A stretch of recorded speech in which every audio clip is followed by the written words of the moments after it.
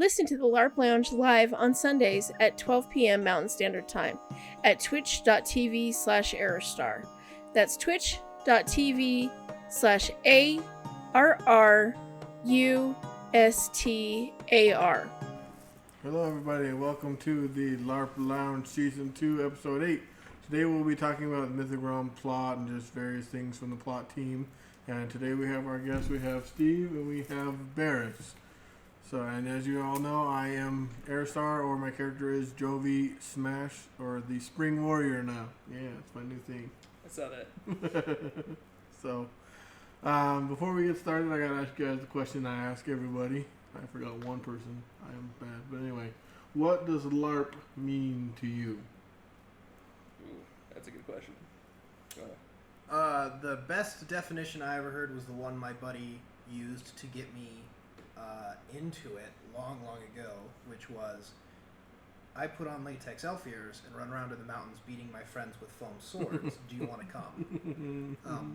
And so it's not necessarily the run around in the mountains part, which is always fun, but it's a community, is what it boils down to for me. A community of people who have the same hobbies, same desires for their hobbies, and just to go and have fun and tell a story. Yeah, I mean, the thing that really got me into LARP originally was the theater aspect combined with the roleplay aspect. I was really big into role-playing games like D&D, and then was huge into theater, and kind of found it through the intersection of those two things. Because I think that, when you look at modern gaming, right, whether it's role-playing games like D&D, or you look at even video games and stuff, right? They really have become the some of the best storytelling vehicles that we have, right? As far as if you think about storytelling as an art, right? It's an interactive storytelling experience, and then you add the live action role play piece of it, and suddenly it's an immersive interacting storytelling experience, right? I really think it's, for me, that live action theater piece of it, really is what it means to me, right? I don't know. There's no wrong answer really, but those are all. Those are perfect. And the one thing I want to say, we hear a lot. We hear community, we hear family a lot when we ask this question. So it's kind of nice to know that Mythic Realms harbors that kind of mentality, that everyone's a community, that we're a family. So, and there's Boji. Boji says, "Yo, geek drama theater." Yeah. So, all right. So I guess we'll jump into this. The first question I have is.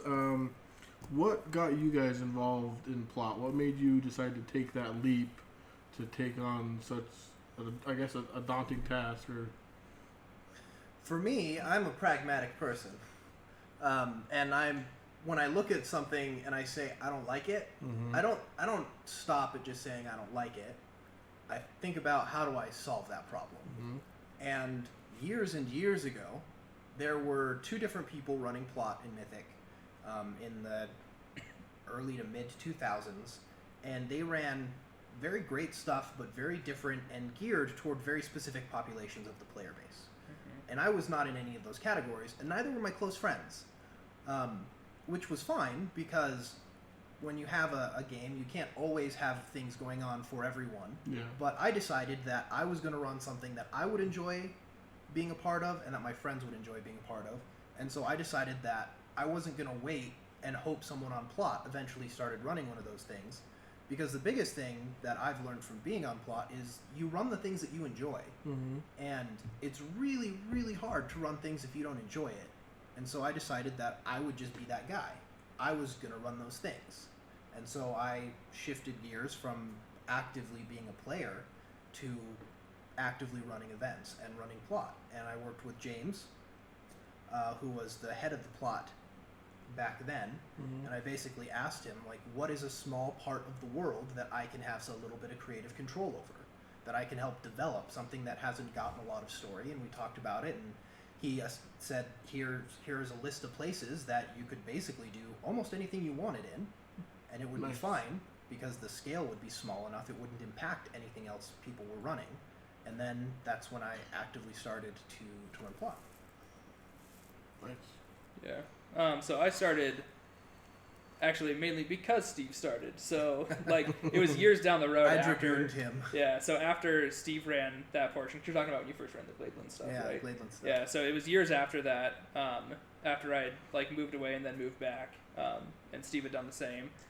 Steve and Mike started running Plot, like years down the line, like came back around, and the two of them started running Plot for one of the campaigns at Mythic. And I realized that the thing that I liked the most about LARPing is playing with my friends. Mhm. And so if they were going to be running Plot, I guess I would get dragooned into running Plot. And so I started doing it primarily because, like, that's what they were doing.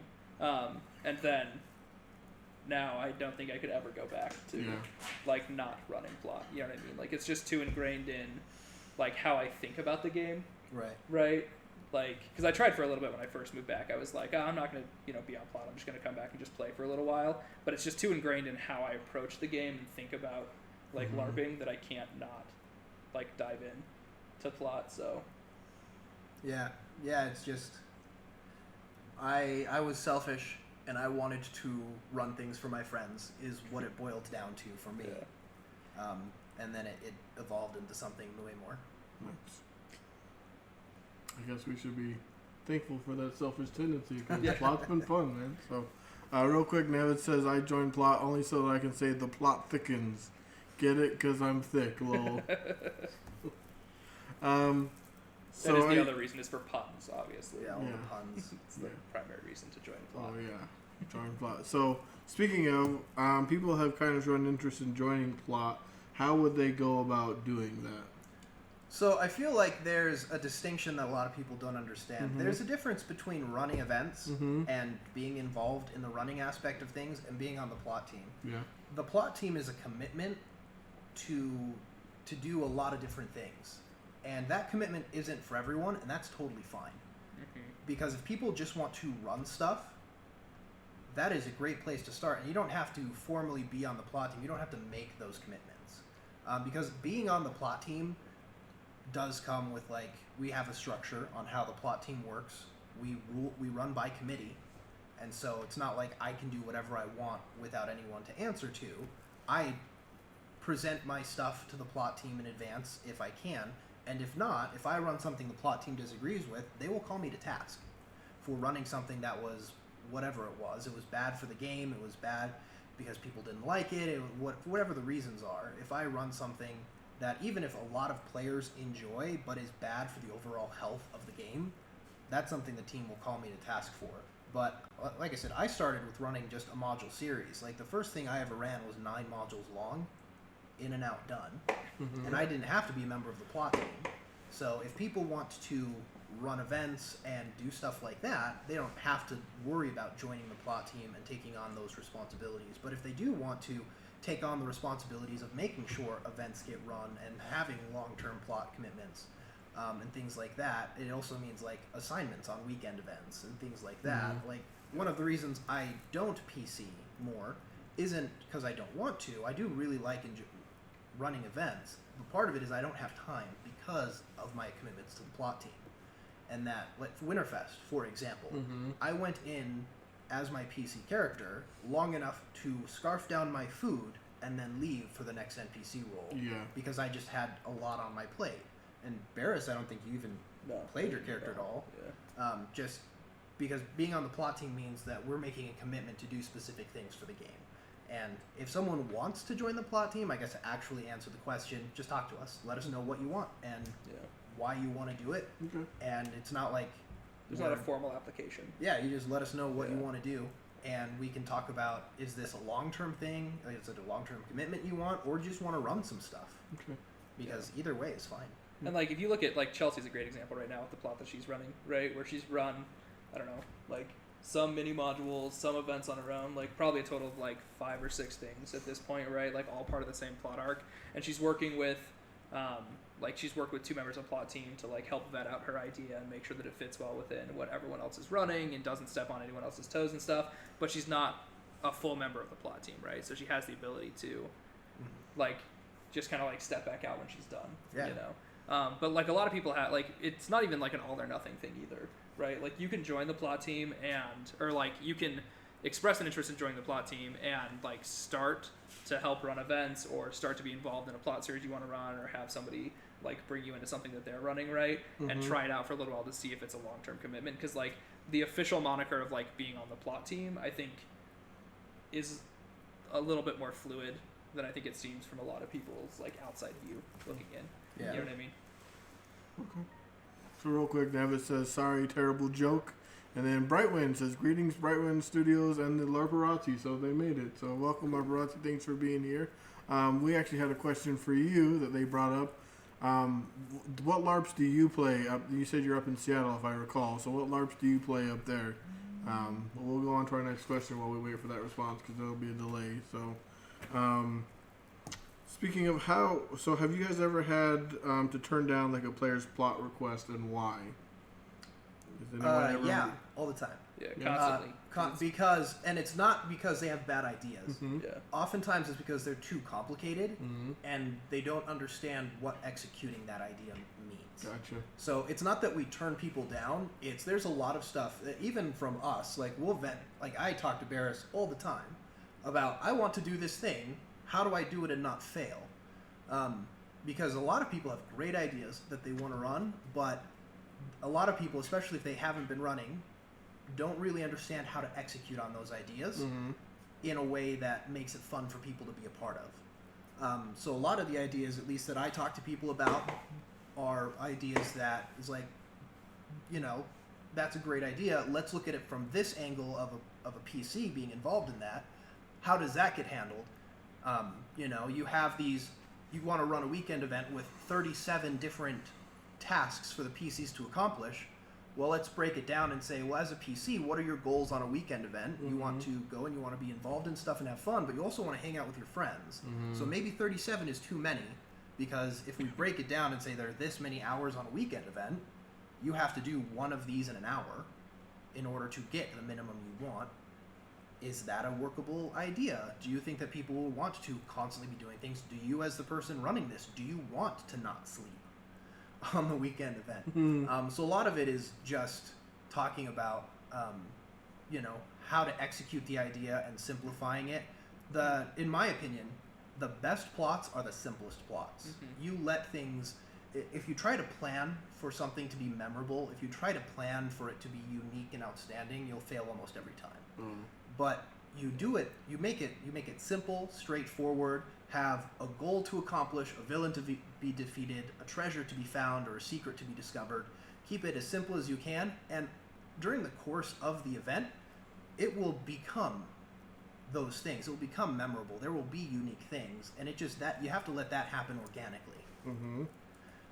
Yeah, like one of the things that I think changes the most in somebody who's run LARP for a long time, like events and plot for a long time, versus somebody who's relatively new to it, isn't necessarily that you get like better ideas or better at generating ideas. It's you get better at understanding the actual logistics of execution, right? Because one of the hardest things with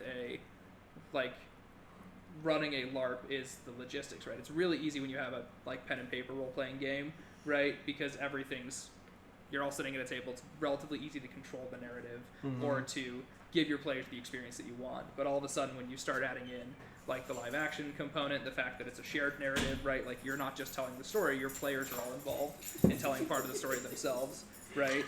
And you have to deal with the fact that you are not omnipotent, right? You can't be everywhere. Yeah. And so learning how to help manage those like logistic challenges, I think is really what starts to set up like what experience teaches you more than anything else, because it's like the hardest part is the logistics of how to actually get the execution that you want, right? Like how do you get to that end point, which is another reason why we like almost always suggest running in teams, right? Like even if you're not actually going to help run the event, like we almost always will talk through any like plot, like at least talk through the event from a plot perspective with at least two people, right? The like runner and one other person, because you just have to be able to figure out those holes or spot things that might be too complex or spot things that will be really hard for execution. Makes a huge difference. And there are, of course, sometimes where someone presents an idea that just doesn't fit within the theme of the game. Yeah, totally. That doesn't happen very often, but Mythic Realms, we have an established world. And so while we try to be as fluid and as open with people who want to run things as finding out how to do it, there are some things that we're just not able to accommodate. For whatever reason, because our philosophy is what you see is what you get, so phys repping and being able to represent the things you do is really, really important in our game, more so than many other factors, and that's just a decision we made as a game, that is the type of game we want. We don't want to have to stop and say, well, what do I see all the time? So we try to have avoid high concept ideas. a lot of high concept ideas that you just can't represent accurately. And, that does mean that there are some ideas that we just can't do, but fortunately, the people who actively play the game and want to run things are generally pretty good about understanding that being able to represent physically the things that they do and just the scale of what they want to run. Like, if someone was like, I want to run a thing that's going to completely destabilize the political landscape of the kingdoms where the campaign takes place and reshuffle everything around, and, like, that's something that you're going to have to get a lot of people on board for, because we have the philosophy that change is bad. Like, it is so hard for a new player to come in and be like, oh yeah, well, this kingdom has had 6 kings in the last 5 years. And they're like, wait. So what? Which is the one I care about, right? It's not that, you always want to change things to make them better, but from an in-game perspective, from players, if I were to ask most of the players to name the rulers who matter and the rulers who don't, most would only be able to name 1 or 2 of, like, the 10 rulers there are. Not because they don't think they matter, but it's because, well, there was this one, but they got deposed, and there was this one, but didn't he get killed in this last war? And it's just too much change too quickly really makes it hard for players to be immersed because they don't understand what's going on. And it's also, like, and it's challenging, but we also have to balance, like, what's going to be fun for one player could negatively impact the fun for 5 others, right? And so how do you balance that? Because you want to make a game where you let everyone kind of have their moment and have their times to shine and have their place in your story, but we also have to really balance it against, like, how do we make it fun for, not necessarily make everything fun for everybody, because it's okay for things to be specialized towards certain people at times, right? But how do we make sure that we aren't making it not fun for a group of people to make it fun for another group of people, right? Which is a really hard balance to strike. Yeah, avoiding making it not fun, I think, is the biggest thing, because because there are some groups that will be like, cool, so for this series of events, this group of players, they're not going to have a whole lot of specialized attention, but we're going to make sure that we're not doing things that make it not fun for them, because they will be able to make their own fun. Just because they're not the focus, like, that's okay, but you definitely want to avoid, ruining anyone's good time. Yeah. So it definitely means that when people come like, and then we're going to run this module series where all the PCs have to serve this evil necromancer and do his bidding in order to proceed with the plot forward, because that's just how the plot is. It's like, well, what about all the PCs who are good guys who don't want to be involved in that? We're probably not going to run that plot. Probably right? not. If half of our players are going to hate every event they have to show up to in that plot line, we're probably not going to do that. Maybe we'll do that as, like, a sub-series of events. That sounds like a great mini-module on a weekender that is specialized to a subset of PCs who would enjoy being sneaky off to the side. Not as the sole plot on this Wednesday night module that we have 25 people signed up to come and play. Right. So it's all about knowing who the audience is, and just making sure that you're doing things to promote the overall growth of the game. I guess. So, Larparati Brightworm says, so sure thing, this is her answer to the question. She said, sure thing, we ran Emerald City Chronicles for 20 years, BTM Parlor LARP, have also played Legacies, College of Wizardry, and are developing a few new ones, including Laser LARP. The Void Fantastic, the world's first LARP in a laser dome. That sounds awesome. Sounds super cool. And then she said there's a dozen other LARPs we've tried, including Gothic, Nero, is that Bicoline, etc. That's cool. Well, thank you for that answer. Awesome. A lot of diverse experience there. For sure.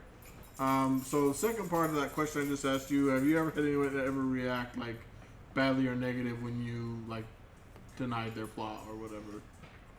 I mean, yes.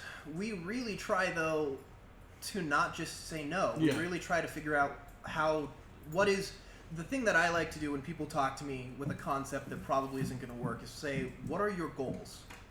what is the thing that you want to convey? What is the thing you want to do, and how can we make that work? And I have said no to people for both, like really high concept. I've said no to people because it's just way too complicated. And there are times where I've said yes to those things with the strong caveat of these are things you need to be aware of could happen. There was a weekend event years and years ago that was the 37 different tasks PCs have to accomplish, and I think they accomplished like 7 of them over the course of the weekend because PCs were like, we don't know what's important. There's just too much. If everything's special, nothing's special. Yeah. So like, even if it's okay, well, here's how we can build in, like, prepare for worst case scenarios, right? Okay, here's how we can make something work. Or, okay, well, you want to do something that's high concept. Okay, let's think about this. Here's how we can reduce the group size that's involved in the high concept thing to make it easier to deal with that high concept. Because it's easier to deal with a high concept idea that you can't phys rep if you have 5 people than it is if you have 25 people.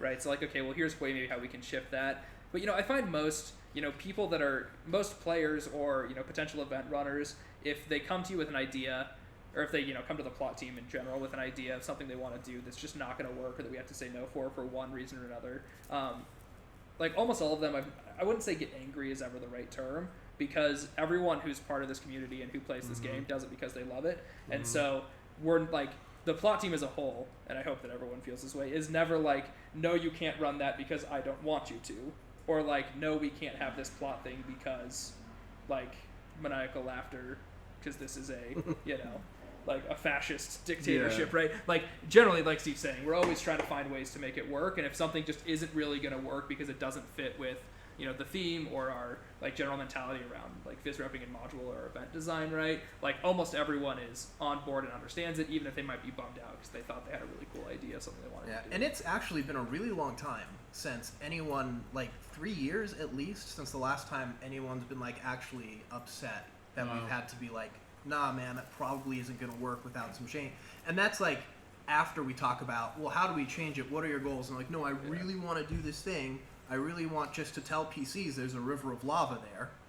And like, I don't know, everything that I know I talk about, and probably Barris too, it's because we've been involved with Mythic and Plot since 1999. Yeah. So we have been on the module where you run across the road and then somebody shows up 5 minutes later to say, go back and die on the road. That was a river of lava. And you're like, but no one was there. And they're like, you have to go die on that road. And we're like, well, we should not do this in the future. Right. Yeah. There are times in Mythic where people ran things and they're like, well, let's try being high concept. And it really was rough at a park when I'm walking in because I'm late and I'm walking across the grassy field in Tanner Park.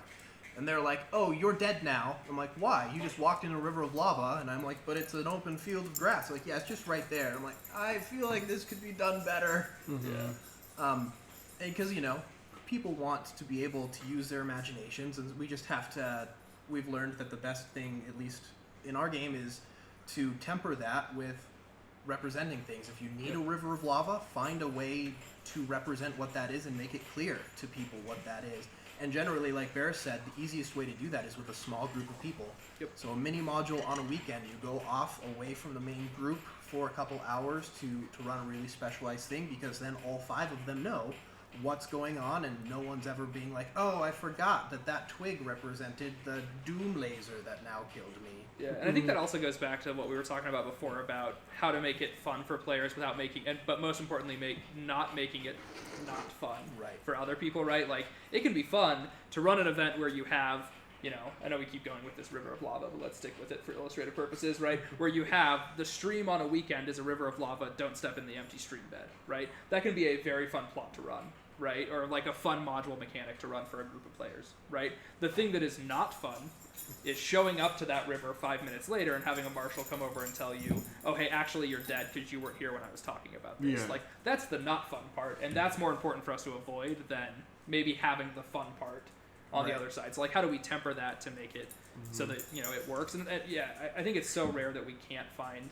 like a really good workaround for people to be able to run the thing they want. Because also, like, at least in my opinion, and I know that I'm very much on one side of this, and a lot of people, find a very happy middle ground somewhere in between. But the LARPing in the community and the enjoyment of it is more about the story you tell than it is about the mechanics of the event. And I know some people, I'm on the extreme side, right? But so finding a way to help people get their story across, right, is much easier once you start to make some, some give and take on the mechanical pieces of it. So Nevitz says, I just wanted to say thank you guys. I appreciate what you do and really love playing. And I have to mirror that sentiment. I think it's kind of a thankful job that you guys do, because I don't think you guys get thanked very often. But I wanted to personally thank you guys because it is fun, and I don't think it would exist without the plot team. So we really love running stuff. It's all with worth you it just guys, for those so. things. Yes. Flores Lava Plot, classic. That is classic, and I fixate on that because that was the straw that broke this camel's back.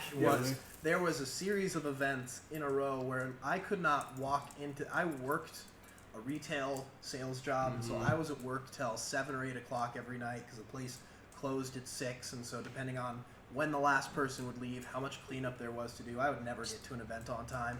And there were like 3 or 4 events in a row where I'd walk up to join the rest of the group only to be told I'd stepped in a river of lava. And I'm like, really? Yeah. Does there have to be a river of lava every time I try to join the group that's not designated in any way? Yeah. So that doesn't sound fun at all. So Brightworm also says, clearly if you had some couch cushions, you could survive the lava. Nevitz Gaming says, lol. It's actually why there's there's couch cushions in my LARP kit specifically for surviving lava. So I come prepared now. That's funny. So that is the lava bane couch cushions. So that was a really good answer. I appreciate that. How do you guys handle player complaints about their specific plot line? Expectations is the biggest thing for me. A lot of people and player complaints, I have not yet run into a complaint that's not actually a valid complaint. The issue is communication between the person running the plot and the person involved in it. And I've learned that setting expectations is the way to do that. You have to let people know that there's 4 core people on the plot team right now and 25 people who actively play. We only have so many hours in the day, and there's only so much time on a 3-hour Wednesday event that we have to work with. We can't put stuff in for everybody all the time. So generally the expectation is expect something really specialized once a quarter. And during weekender season, probably a little bit more often because it's on a weekend event. It's really easy to run a 1-hour mini module for someone. Or to have a specific NPC come into roleplay about a thing that you're interested in, right? It's really easy when you're on a weekend to say, let me run over to NPC camp and grab the 5 things that I need to go in and do something for, a player or a small group of players. It's really hard to do the same thing on a Wednesday module when you're down in the gully in Tanner. Right. Right. And just doing that, so setting that expectation. Also the expectation that work has to be done on the PC side as well. To manage, because it's a relationship between the person running the plot and the person involved in the plot, and both sides have to manage that. Players have to understand that the person running the plot can't read their mind. And so if they aren't having fun with a thing or they don't like how a thing is being run, they need to vocalize that. And to a lot of people that's really hard, especially because they're trying to run this thing for me. I don't want to seem ungrateful, but they're just going about it in a way that I find not fun. But we don't want to put time and effort into something that a player doesn't think that is fun. That isn't going to be fun because we're wasting our time. And at the same time, I think there's also a piece of it where, the thing that you want is not what you should get, right? No one is ever happy getting the thing that they want, right? You find happiness getting a thing that is, in the vein of what you want. But if you were just hey, I wrote down the plot that I want you to run for me. Here, run this plot, which I've had that conversation with players before, and I'm like, I'm not going to do that because there's no way that I could ever make it as good as it is in your head. I have to run a plot that I think is going to be fun for me, fun for the game, and fun for your character, and then your character needs to adapt to that. Which I think is another one of the things that I've seen a couple of times. And generally those conversations, players aren't necessarily mad when you have that conversation with them. Just about everyone gets it. You know what I mean? If everyone just got what they wanted, everyone would eat ice cream every day, and Steve would be very happy, but I would be the saddest of boys. He doesn't like ice cream as much as I do. Sugar is to me as the red sun is, or the yellow sun is to Superman. So I think it's it's a hard balance for people that, they might say, well, I want a magic sword, and I want that magic sword to do these 5 things. And we're but that's not really what's going to make you happy. What's going to make you happy is getting the opportunity to participate in a story where there's a magic sword involved that does the things that I needed to do for the story to be fun. And you really are going to have a better time with that. And so there is a little bit that's different in, LARP as a shared narrative game. Because as much as the plot team controls the world, right, the reality is that all of us share the narrative. You know what I mean? We're all taking part in creating the story that we're telling. We're all taking part in like how we build the world, all those things, right? And in a shared narrative game, if everyone kind of like, once you have the experience to understand that you need to lean into the plot, just like plot needs to lean in to what players want, the game gets 1,000 times better.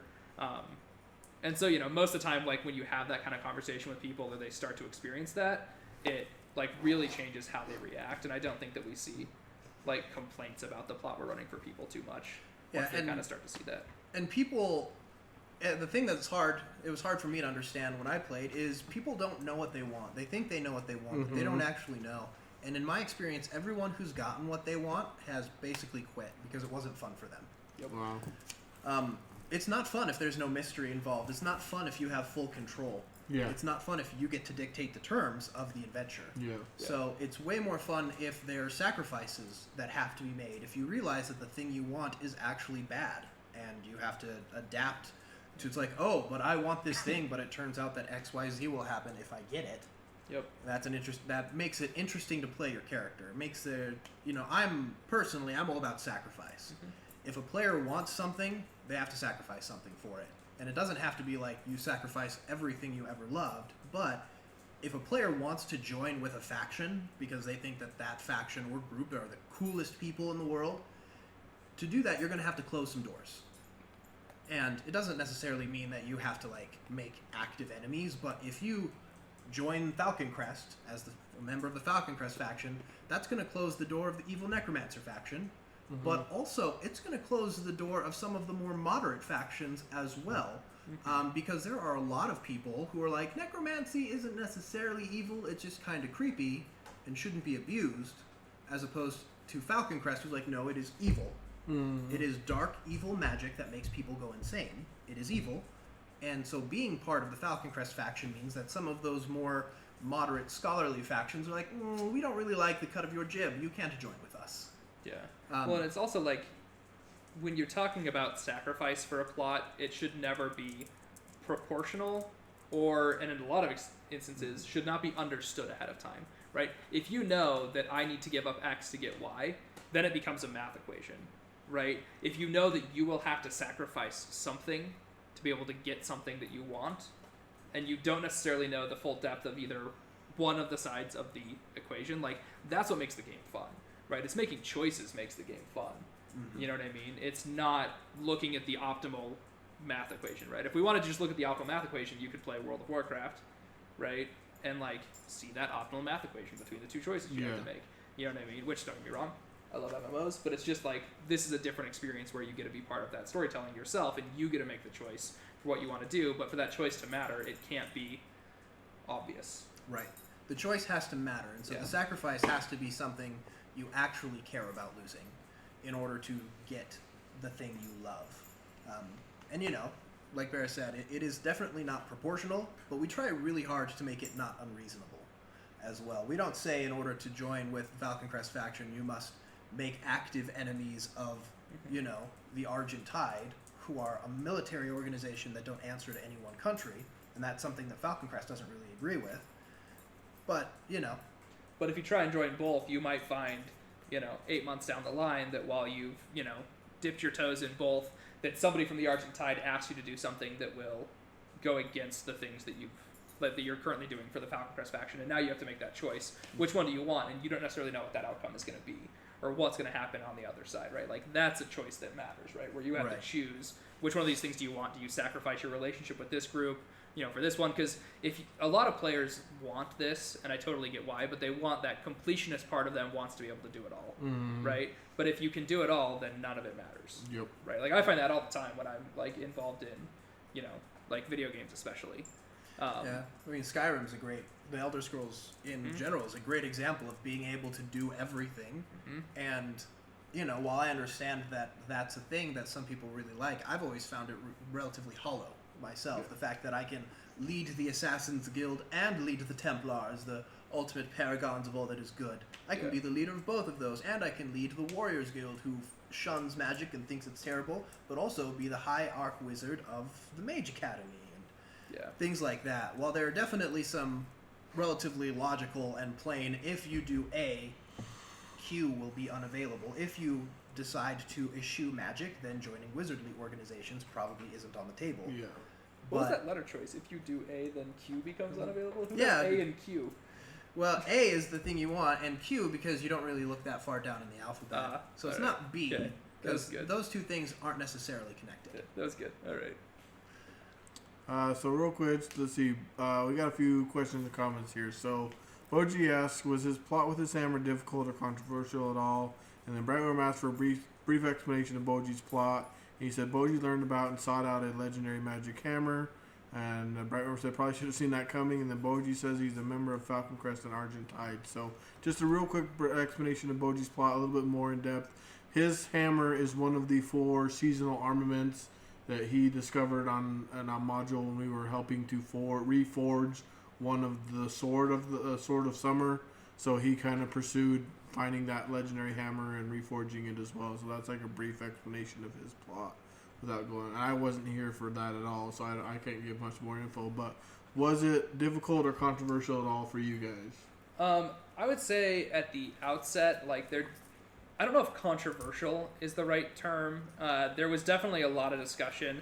Anytime you're putting in, I mean, so we already kind of talked a little bit about how, like, one of the things you always have to balance when you're running a game like this is, like, the balance of power between players, right? Like, obviously we already have a extreme challenge in the fact that we've determined, for, too many factors to go into now, right? That we want to have a game that lives in perpetuity. Right, so nobody, like, we don't cap everyone at the same power level. We, like, don't even try to restrict that amongst our player base, right? And then on top of that, we put in things like, magic items, artifacts, class abilities, et cetera, that in some circumstances can have, disastrous long-term effects on the balance of power between our player base. You know what I mean? Because you have to deal with somebody who's, 2,000 skill points at the same time that you have to deal with somebody who's 100 skill points who just started their character 8 months ago. You know what I mean? To somebody who's 22 skill points, who's NPC'd twice and just started their character for the first time, right? And balancing that, 20 plus year player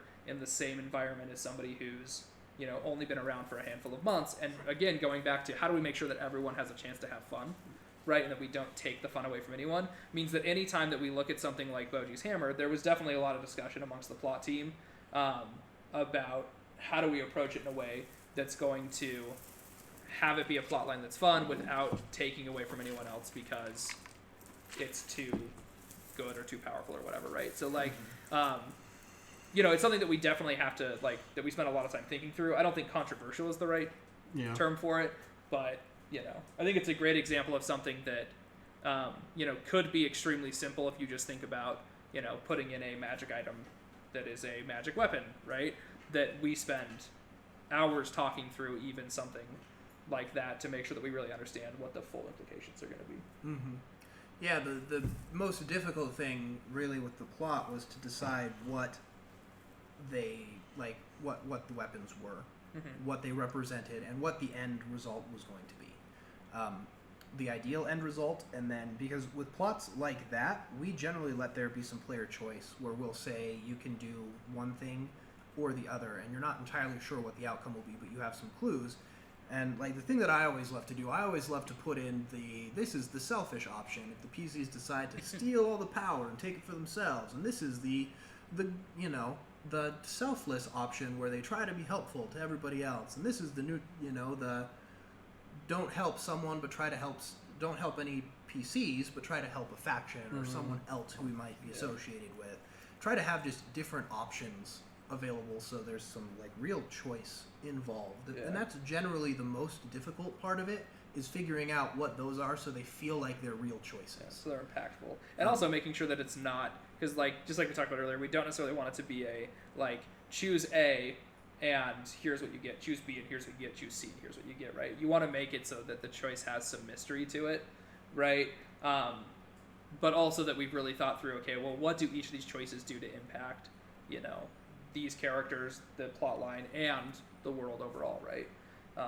So yeah, I mean, nothing is easy, but I wouldn't say controversial necessarily. Yeah, and Falcon Crest and Argentide were the examples I used because in a lot of ways they are very closely aligned. But at the end of the day, there's the question of where do your loyalties lie if battle lines are drawn. If the Argentine decides that something needs to happen that Falcon Crest doesn't want to happen, or Falcon Crest doesn't, unnatural. He should have died too many times. Right. He's been resurrected how many times? It's unnatural. He must be destroyed. He's some kind of immortal supernatural creature. Or even not that extreme, even if it's something relatively simple of Falcon Crest wants to stay out of XYZ thing because it's just, we can't get involved in that. The political ramifications are too terrible. We don't have the manpower, whatever it is. Whereas the Argentine is like, we will sacrifice everything for this. Come, you must join with us. It's like, who do you side with? Do you side with the Argentine and go and defeat the supernatural evil? Or do you stay sided with Falcon Crest and you stay out of it because they say that you might be needed for a later fight? Mm-hmm. Which is the better choice? Yeah. Keep your power till later, or use it now to defeat the clear and present danger. Also, pulling back the plot curtain a little bit off of Nevitz's question, I think he's been okay at not abusing the power. I agree, but one of the things that we do is we totally tailor magic items based on who's going to get it and how we think that they will use that power. Like, I would put a super artifact sword in certain players' hands that I would not put that same sword in other players' hands because the way they play and the way that they use their skills and their powers and things like that is far more impactful for the game than others. Mm-hmm. Like, we think back to that, is this going to make the game not fun for some players? And some of that is not even just, the item that you make or the power set that somebody gets or whatever it might be, right? But who it's going to specifically and how will they interact with the player base around them. Mm-hmm. Yeah, and honestly, like, putting in magic items is part of the way we kind of gauge how much we can trust players as far as, like, with power. Mm-hmm. Is, do you seek to power game and stomp all over everyone at all times, saying you're the best, going against that community narrative, or are you willing to be a bit more restrained, using it when it is important to your character, but not ruining other players' fun? So that's a thing we do from time to time. For, like, I wonder how they will react to this thing. Mm-hmm. Yeah, but we also try and balance it to where, like, there's a relatively substantial, subset of items that go in game that, like, as a plot team, we don't even, like, look at or ask, because Gomez mostly just handles those. And, like, on some events we might be very controlled on what things we want to be put in that aren't, like, part of the actual plot that's being run, and on some we just kind of let go and let the rule system cover itself, because there's a balance for that, right? Just as much as we want to balance and tailor, the items that go into game and the player's hands they end up in, there's a certain piece of this game that, for some people is that, how do I stack, how do I get items to help make my character's numbers go up? Right. Mm-hmm. Right. And so we try to make sure that we, just like I think Steve and I are both very much on one side of the what do you call it, right? Fence. The issue, fence, whatever you want to call it, right? The spectrum. The spectrum, that's great. On this, where, like, Steve and I would probably love to never put a magic item in that's not tied directly to a plot line that's interesting storytelling-wise, right? Whereas a lot of people really want to see a glut of magic items go in so their character can see these little perks that they get because it's a collecting, like, game for them, and that's part of what makes it fun for them. So we try to, like, be self-aware as the plot team of what actually is going to make things fun for our player base so that we can react to things like that to try and get over our own kind of internal biases about what makes the game fun. Because if Steve and I were the only two people running the game and had nobody talking to us about other stuff, it would be a very different game, because it would be like 99% just people telling stories to each other, I guess. Yeah. That's one of the reasons we have a diverse plot team, and we try to, even if we kind of agree with each other, sometimes we'll take the opposite side of an argument, just to be like, somebody's got to talk about the other side. Somebody has to stand up for... Because, like, I know the things that I don't like or don't care about, and I will often still, like, argue for them, not for me, and not because it's what makes the game fun for me, but I know it's what makes the game fun for other players, and so that voice needs to be represented. Yeah. And, even with Barris and I, like, I feel like we're generally pretty good about trying not to stomp all over other people after 20 years of playing the game. Yeah. But, a +4 super sword of awesome in Barris's hands would be way more effective than in mine, because that's just the kind of character he plays. Yep. And there's, that is also a consideration, is we want to make sure we're not asking people to not play their character. Yeah. Yep. Well, at the same time, balancing them playing their character against the fun of the game. Right. It is a tightrope walk. It is always. It is a tightrope walk. To So be sure. I have a question that's more geared towards Steve. So Oh, since no. we're talking about the seasonal armaments, did you ever consider that plot dead? And if so, how weird is it that you're back in charge of a plot that was started, 10 some odd years ago? It has come full circle because I started that plot. Yeah, you did. I never considered it dead. Okay. I just, I stepped away from it for a little while because there was a point in time. So I put it in. I started that plot off of a random sword that got put in as a magic item that had the name Summer Sword. Mm-hmm. And so I decided I wanted to turn that into an actual thing because I was looking for a plot to run. Was that really 10 years ago? So I don't know, man. I don't know. I Almost. just took a guess. Something It's been a probably. while, Like- though. Probably close. 2009, 2010 sounds about right. Yeah. It was before Frank hurt his wrist Yep. because he was the one Yeah, he's the one who got it. Yeah. who used it, but then he hurt his wrist and he couldn't fight anymore. Like about that. Yeah, something like that. Yeah. But yeah, no. So I put it in, and then initially it was just the Summer Sword. That was like it wasn't part of a set or anything like that. And then I ran a separate module where I decided, you know what? I was gonna run a thing specifically for a PC who couldn't make it to the event, and I'm not gonna run it while they're not there. So what do I do? And I'm like, oh, the Summer Sword's here. Let's put in a little bit of backstory on this thing and have it be an optional puzzle PCs can solve. And they decided to solve it, and they're like, oh, it's part of a set of seasonal weapons, and that's when Nevitz wanted to get involved in it, and it went from there. And then I took a step back from plot for a little while. That was around the time my daughter was born, and I needed to start spending more time with the family, so I took a step back, and I actually don't remember who picked it up after me to run it to the fulfillment of what the hammer is now, at least. I think it was Mike. It may have been. And then when I came back, that's when Marley was like, I'd really like to continue this. Does anyone have any problems with that? I'm like, nah, if you're excited, man, go for it. It's always good to have people who are excited run things. And then things happen and he wasn't able to do it, so I picked it back up, and so now I get to finish what I started, which is always fun. Yeah. So, no, so I never really considered it dead. I did consider it for a while, like, being handled, that someone was actively running it, and we, as a plot team, we try really hard not to step on each other's toes. So even though, like, various things happened and it wasn't being run actively, I felt that I had to wait long enough to be like, and now is the time where I can be like, I'm just going to pick this up because nothing's happening with it. Yeah. Without being like, I am stealing your plot. Because that'd be a dick move. Yeah.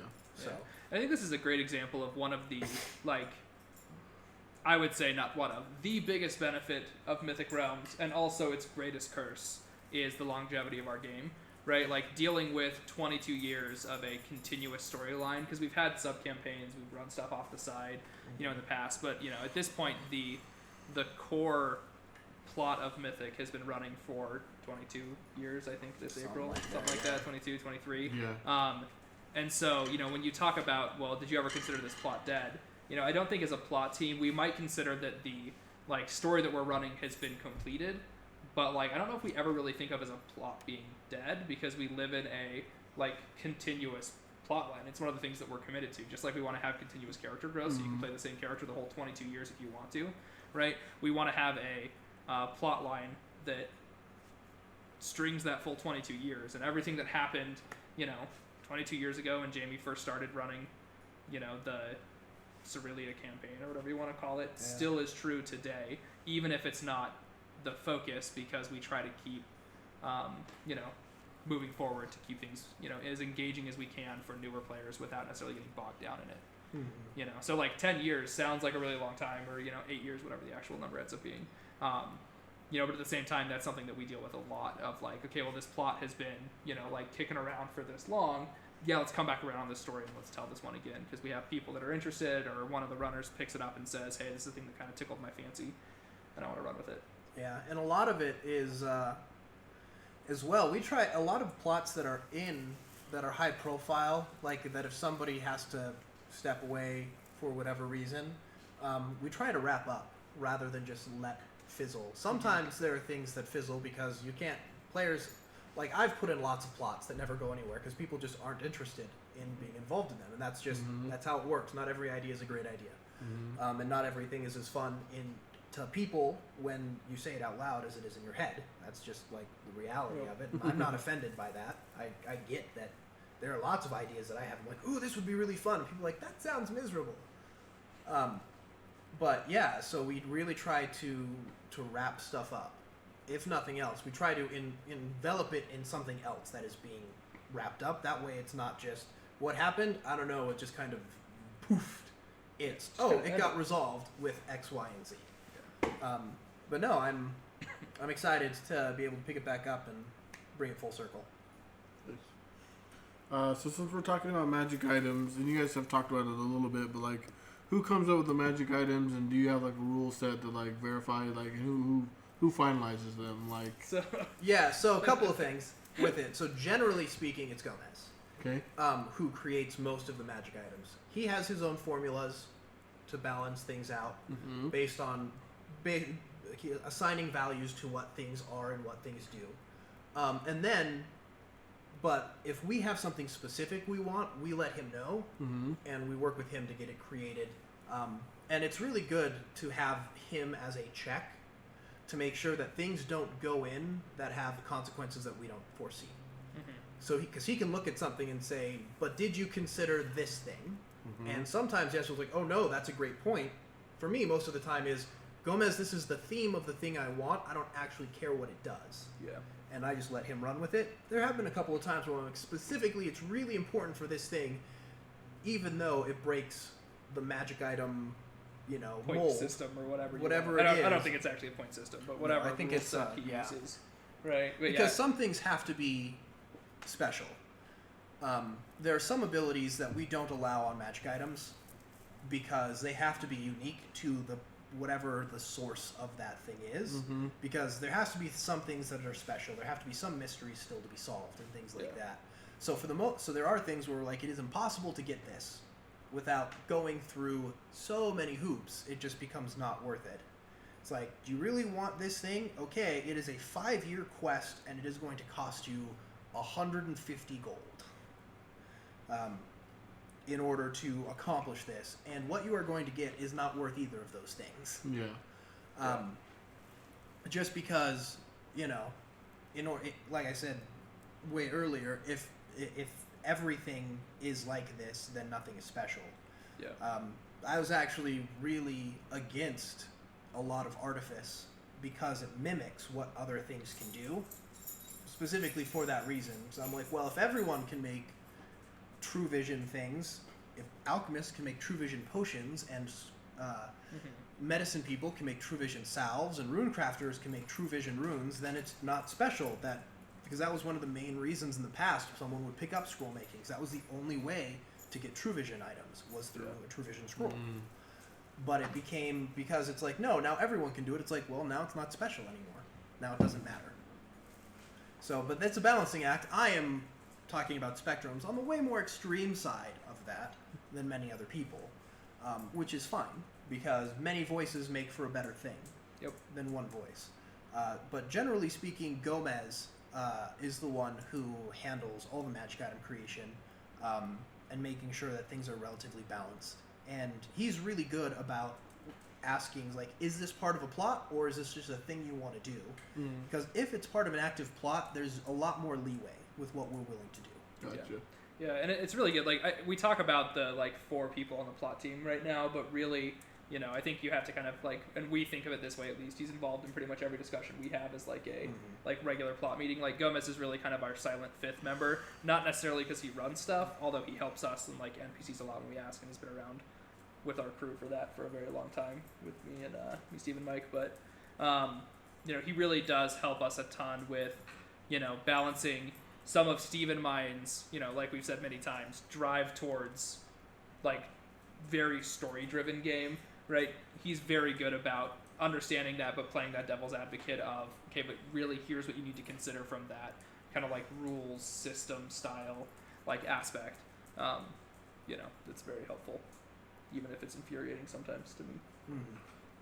Even the best discussions we have as the plot team are me, Mike, and Barris yelling at each other at the top of our lungs, being furious because none of us agree on anything, but we know we have to get to a point Sometimes those where are the we best ones, agree. though. Those are some of the best arguments. Some of our best plots come from screaming matches. Because that's, when it comes down to it, like I said, many voices make for better plots. Like, the best plots I've run, and some of the most memorable plots I've run, are because I've talked to people and been like, that's a terrible idea. Don't do that. Do this instead.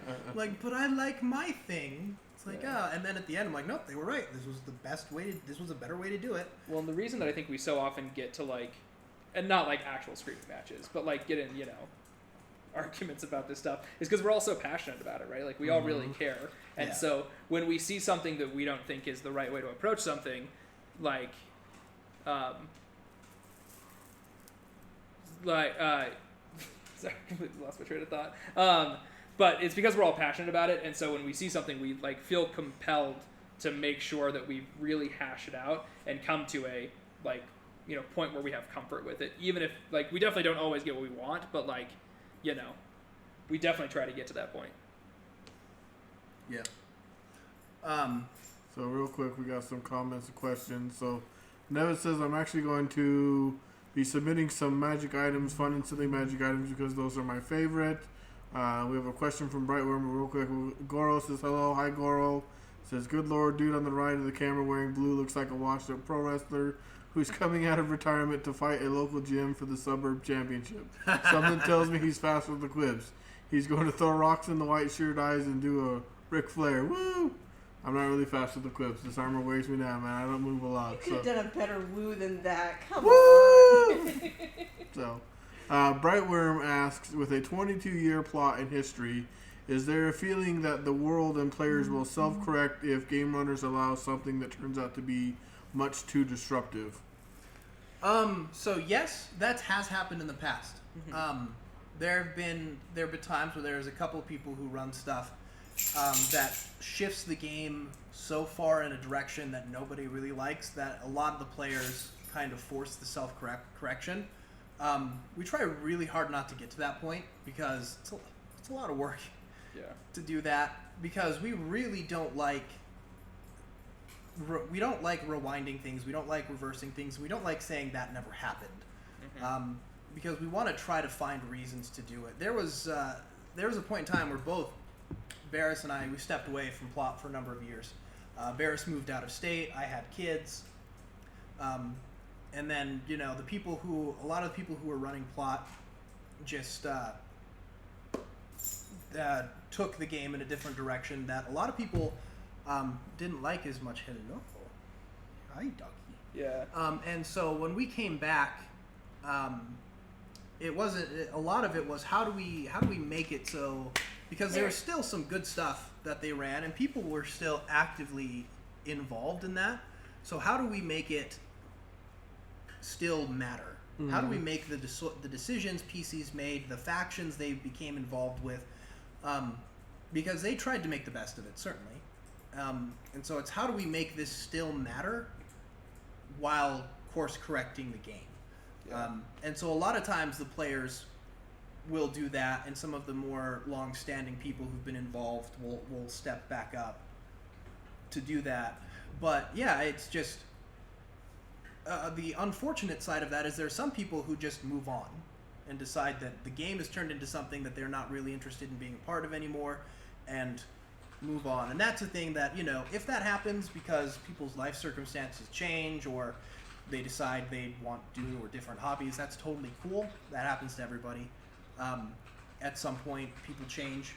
But the thing we don't want is people walking away because they're like, oh man, this isn't just fun. This just isn't fun anymore. That's the big concern. That's the thing we try to avoid, is it just not being fun. Yeah, and I think there's different types of shifts like that can happen, because we've had some shifts that were from we've had some shifts that were like a substantial change from a plot perspective that have gone in that we've had to deal with, and substantial changes from a I don't know, is vibe the right word, right? Like a theme of the game perspective, and you kind of have to deal with them differently. Like, for example, I don't know if I should point out mistakes that we have made in the past, but there was a plot that we ran a very long time ago where we essentially did a myriad of time dilations for different parts of the world, that I will say it now, I think we've talked about this a handful of times, it was a huge mistake. it was like we did not execute super well. It was confusing to players. Like a lot of the lessons we've learned, I think, come from how we approach that. Yeah. Right. And so we never unwind that because we didn't want to just like wave our hands and say that never happened. We ran a plot about it for like a year about how this thing was going to work. Right. And we changed a lot of how the world worked around it. Right. But we've definitely like had to move forward and change kind of like some of the goals that we originally had to fall back in line with the themes of the game that we're going to make for a better long-term game, right? So it's hard when you have this continuous plot line where you can never hit the reset button, right? Because unwinding challenges like that can be really hard. I think it's easier when it's a player-based concern because that's more how we as a community handle the theme of our game, right? Like, do we keep it as a, relatively good guy themed game, that moves forward in a way that's, very friendly towards all play styles, or do we let the game get, which it has in the past, to a very non-good guy themed game where it is very hard to be a part of the player base if you aren't willing to compromise your character's morals, right? And I think those are both real challenges, and the self-correcting one is definitely more the theme style, right? I think that one self-corrects. We had at one point in time where that was very much the theme of the game, and it self-corrected because Steve moved back and refused to have the game be that way, and self-corrected it as one player. Right. I was very loud on events. Steve was very loud on events. And then, the plot ones, we definitely have to spend more time and effort on how we can correct those. You know what I mean? Because I think it takes a lot more, forethought because we want to make sure that we, maintain the integrity of whatever that plot was run. But like Steve was saying, for, either stuff that we've done in the past or stuff that other people have done, how do we maintain its integrity while still finding a good way to drive it forward that's beneficial for the players in the game? Yeah, and both of those examples, so the one where the player base, there was each time a shift like this happens, because generally it's a small group that thinks that it'll be this is the thing that they want to do, whether a small group that's running a type of event or a small group of players that play to a certain style, to the players that play to a certain style. The issue was they decided they wanted to be a more evil group.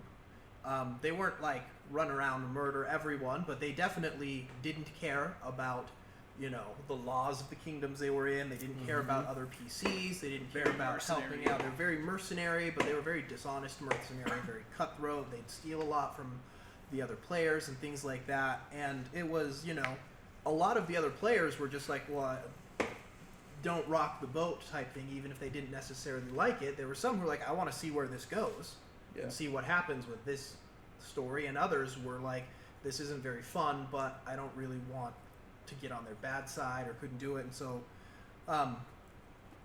but it was maybe a group of 10 or 15 players, so it was a relatively large group, but at the time we actively had 35, 40 people at an event, so they were still not a majority group who did this. Just the rest of the people were either uncomfortable with it or neutral. And so a lot of people started just adjusting the way they played their characters to be more neutral aligned, so they could be more okay with what happened.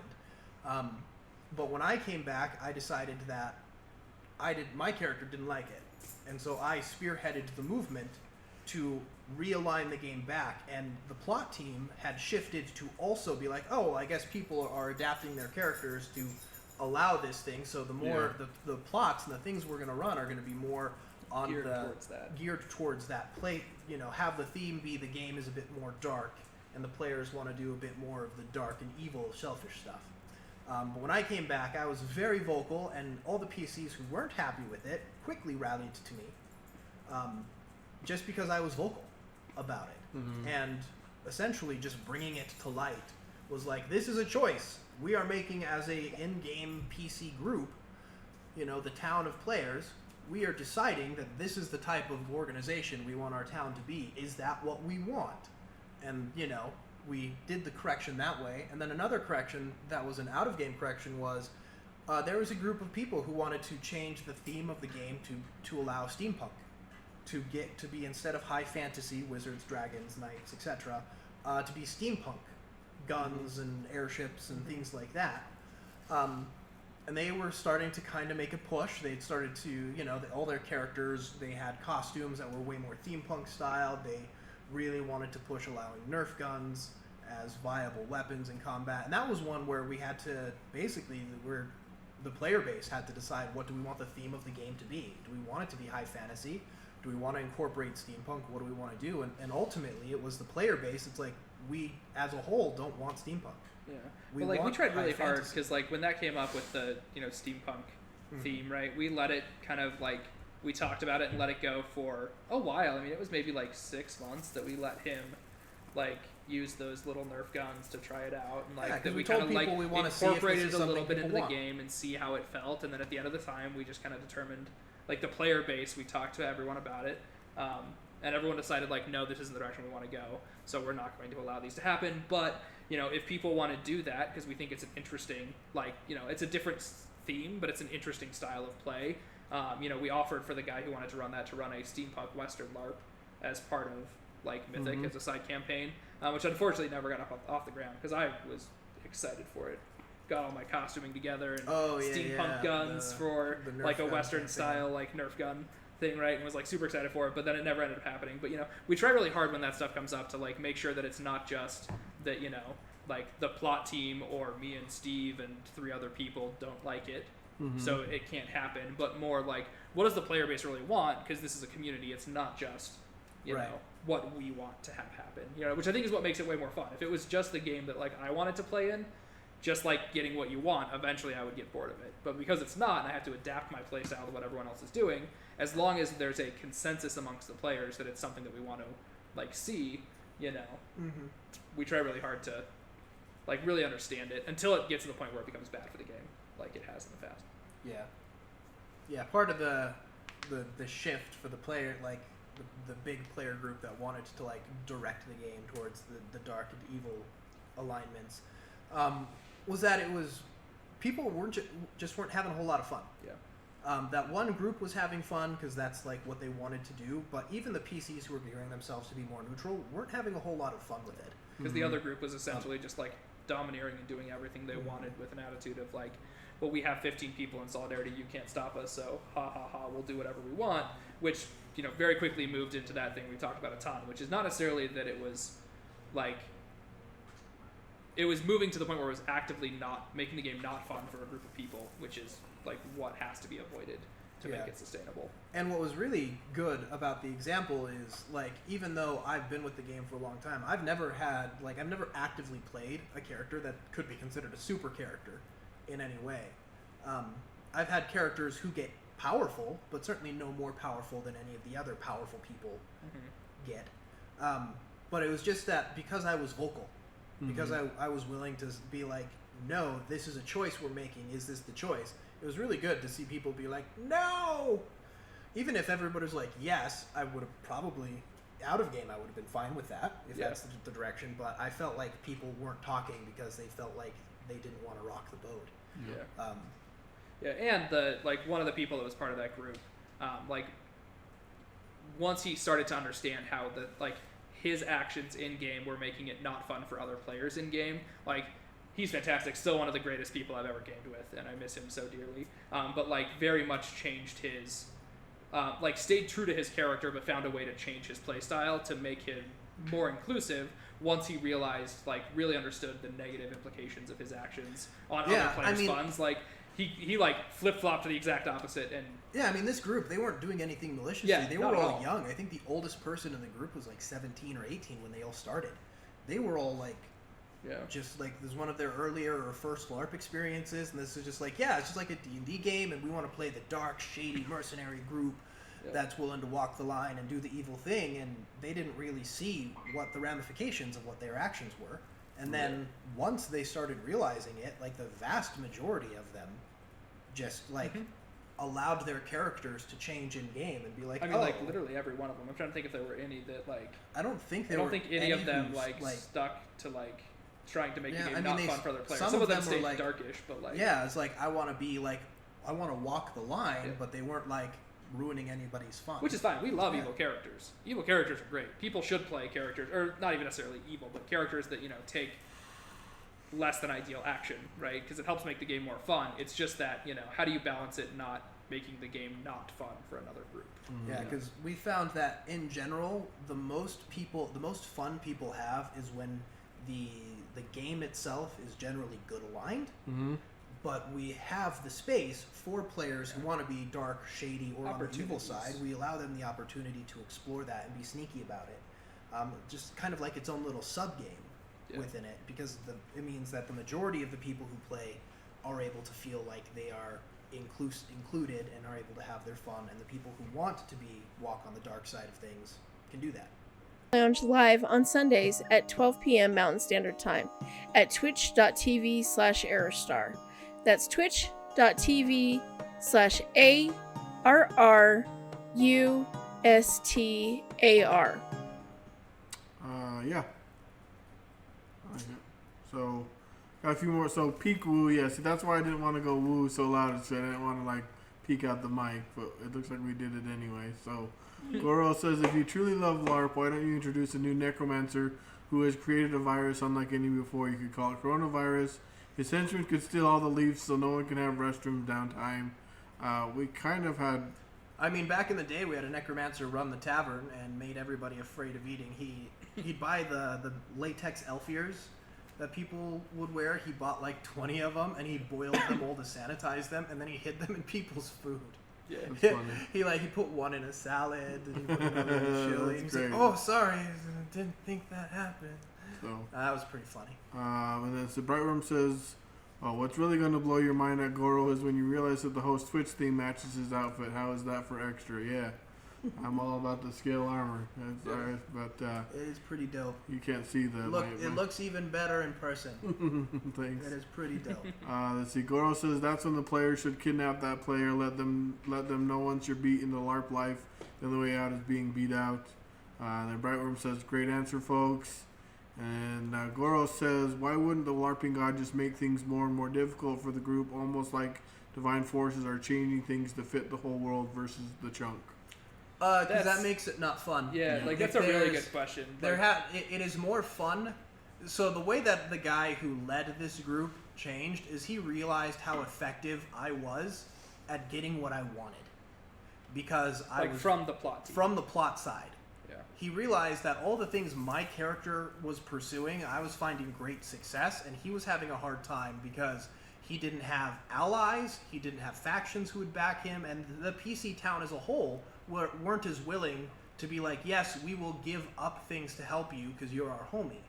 And so, like, the peak of the change was he came to us out of game, actually, and was like, I'd love to have a pseudo out of game and in game conversation with you guys because I'm still learning how all this works. And we're like, okay, so we went and had lunch, and he's like, the in game conversation is my character comes to you and he's like, I want to be you, how do I do that? And the out of game side was he's like, this seems like it's going to be a lot more fun, how do I do that? If there's not the ability for people to have choice in changing their actions, then it's just not fun because they feel they're being blocked. Now, that being said, that doesn't mean the people who run the game didn't make a shift towards doing things more good, which also made it harder for him. So that part did happen because he realized that the opportunities for him and his group to steamroll everyone were drastically diminishing because the tone of the game was changing. So just the tone of the game changing was definitely part of that, Goro. It's just we want to make it so we never have to bring down the I am the DM and thus my lord is law. Yeah. Because that's actually a thing that people quit the game over because they feel like Sucks. the things that they want aren't even being considered. And again, it comes to everybody's opinion is valid. You just have to make sure you work with them to understand that their valid opinion is not the only valid opinion. So you have to be like, so how do you make the community work as a community? It's honestly a lot more like economics and economic policy, right? You want to make small shifts from a plot perspective, right, rather than having substantial impact, because substantial impact goes away very quickly, right? Like if you bring down the hammer and say, I as the DM say you can't do this and I stop your character from doing something, I'm not saying there's never a time you shouldn't do that, but like in general it just doesn't have the long-term impact, whereas subtle shifts through, like a small change in the way that you like introduce certain NPCs to help people who are like playing the game in the correct way, which doesn't mean being a good character, right? But are playing the game to help foster more fun for everyone else. We generally spend a little bit more time on people who do that because it's good. It's good for the game. Yeah, right? and even the players who have played evil characters, they're just basically the way you be successful in that is you cheat a little bit, and by cheat, metagame, as in let out of game factors influence your character's in-game decisions. Yep. And the extent that we allow that is knowing your audience when you're doing things. Yeah. Like, there are some characters who are evil who just knows, like, there's an opportunity for me to rob this character blind, or something that my character would generally do. However, I'm going to find a reason to justify why I didn't do that, because if I do it to this specific player, they're probably going to quit and never come back, just because they're not at a point where that is fun for them. Yeah. And I mean, Jamie played one of the evilest characters that I think we've ever had in the game. Yeah. And played it extremely successfully because everyone loved him. Because he was just the nicest guy to his friends. he made sure everyone was his friend, and he never was angry with anyone, and he was just generally helpful. And there are definitely ways to do it. Yeah. It's just we want to make sure that we temper the expectations, I guess, of what the general theme of the game is, and like the overt mustachio twisting evil is something that we embrace, but we always give the caveat: the end for your character is all the other characters killing you. Yeah. That is the end to expect. Yeah. Yep. And there's that has happened a couple of times. Yep. We just want to have that conversation with the player out of game to be like, hey, we just want to make sure that if you're going to put 5 years of efforts into this character to play a mustache twisting villain at the end and betray the PCs, like, we're going to give them the opportunity to get their vengeance on you. Like, have you really thought this through? Are you prepared for this? Because that's not the game that we, like, that's not the theme of our game. You know what I mean? Yeah. And, I feel like the theme we currently have, thematically the game is good while giving the people who want to play darker, evil, shady, whatever, that alignment of character is relatively successful. Yeah. Because it gives people the opportunity to do what they want while still being able to interact with the PC group as a whole. Because a lot of the fun comes from being able to interact with all the other players. For sure. But yeah. So Nevin says, I have enjoyed the game more since Northwatch became a more united front. Goro says, have you ever had a LARPer mate with a creature LARPer and create a new breed of offspring LARPer? Yes, the experiments are still pending. Yeah. Well, we'll talk in 15 years. But who told you? When they are old enough for testing to begin. Okay. And then he asked, how many people have LARPed as Motoro from those insurance commercials? Half man, half motorcycle. We don't have it. We don't have centaurs in our world, unfortunately. No, we do not. Too hard to fizz wrap. Yeah, way that's too the hard. We did have one guy though play a Minotaur who came in a cow costume. That was kind of funny. Oh yeah. The black and white Halloween costume with the udder and everything. It was pretty hilarious. That's great. Then Miss Cheyenne subscribed to me. Yay! 8 months in a row. Woo-hoo! It's my dance for everyone who subscribes. Well, thank you Yeah, for the thank you support. for the subscription. I appreciate that. Very exciting. Okay, so let's see. We got that one. So what has been like a favorite plot line of your guys's? So, And alternatively, what has been like your worst plot line? Worst plot line was the chronophage. I feel. I know you hate that one so Man, much. I love the theory of it. I think it's just it's the thing that we, right? It was too complex, and its execution was just too hard. 2 years after it happened, it was way too hard for a new character coming in to be like, That was but the how biggest was I problem. part of that? And we're like, well, you can't play a character. Like, you can't be a character from the Roth from these places because it's been 100 years since anyone lived there, and they're like, So if But you play a character, you were there from 2 you years can't ago. you can't have a character history Yeah. that is not I lived in a farmhouse wishing for adventure, and that just wasn't fun for anyone. Yeah. So yes, that wasn't my most hated though. I mean, not certainly. most hated. Yeah, that's fair. Or most disliked even. I think. Gosh, I think one of. It's probably still the first I ran is one of my favorite, the Gladelands Yeah. series. It was the Gladelands is a very small country in the continent of Laroth that is inhabited mostly by the Fae, the fairy folk. It is relatively small and often considered part of another kingdom by the other kingdoms. But just a lot of the role play that happened, the sacrifices that the PCs had to make, and then the twist at the end. Just the look of horror on the PCs' faces as they realized what actually had happened and what they allowed to do was pretty. I think was pretty phenomenal. The one I like the least, I was only involved in on one event, but it left such a bad taste in my mouth. I had to walk away, and it was just, it wasn't. It was someone trying to enforce it was the game runner trying to enforce their will on the players, trying to eliminate player choice and saying, this happens, you cannot stop it. There is no power or ability you have that can fix it. And in some cases, that is an appropriate answer for some things that happen. But I won't go into a lot of detail because I'll talk about it for way too long, and I don't want people to feel like I'm picking on them. But essentially, it was someone who was running a thing who was like, oh, you made a choice, and that choice was to go on the adventure. Now I punish you for going on the adventure, for being here on the module. And it was like, I was there for I did that one, maybe two events, and then I was just like, I'm done. Because not only was there that, where it felt like you were just punished for being there, it was initially pitched as something very different from what was actually run and what it turned into being. And I just did not have any fun. There were some people who stuck it out. Overall, the majority of people who were involved in that say they did not have a whole lot of fun, and they would be very happy if that type of thing never happened again. But they stuck with it because they're like, there are happy moments. There are times where we will make our own fun, and so they'll just go on the event to do that. I was not personally willing to do that. There's only been one plot line that's ever actively been shut down by the players and the plot team itself. It was a sub-campaign that was run years and years ago, so designed to be like the super high-powered campaign where everybody starts with 1,000 skill points type of ridiculousness. Wow. Where after like the third or fourth event, the players and the plot team would just like shut it down.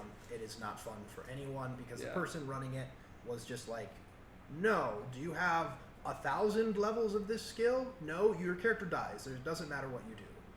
And that was happening all the time, and nobody understood what it was. Well, it was also like, it's one of those challenges where, like, we've had a lot of people run, like, sub-campaigns where they've, like, tweaked the, like, expectations of players, right? So, like, one thing we talk about a lot on the plot team and, like, in storytelling in general is, like, subverting expectations, right?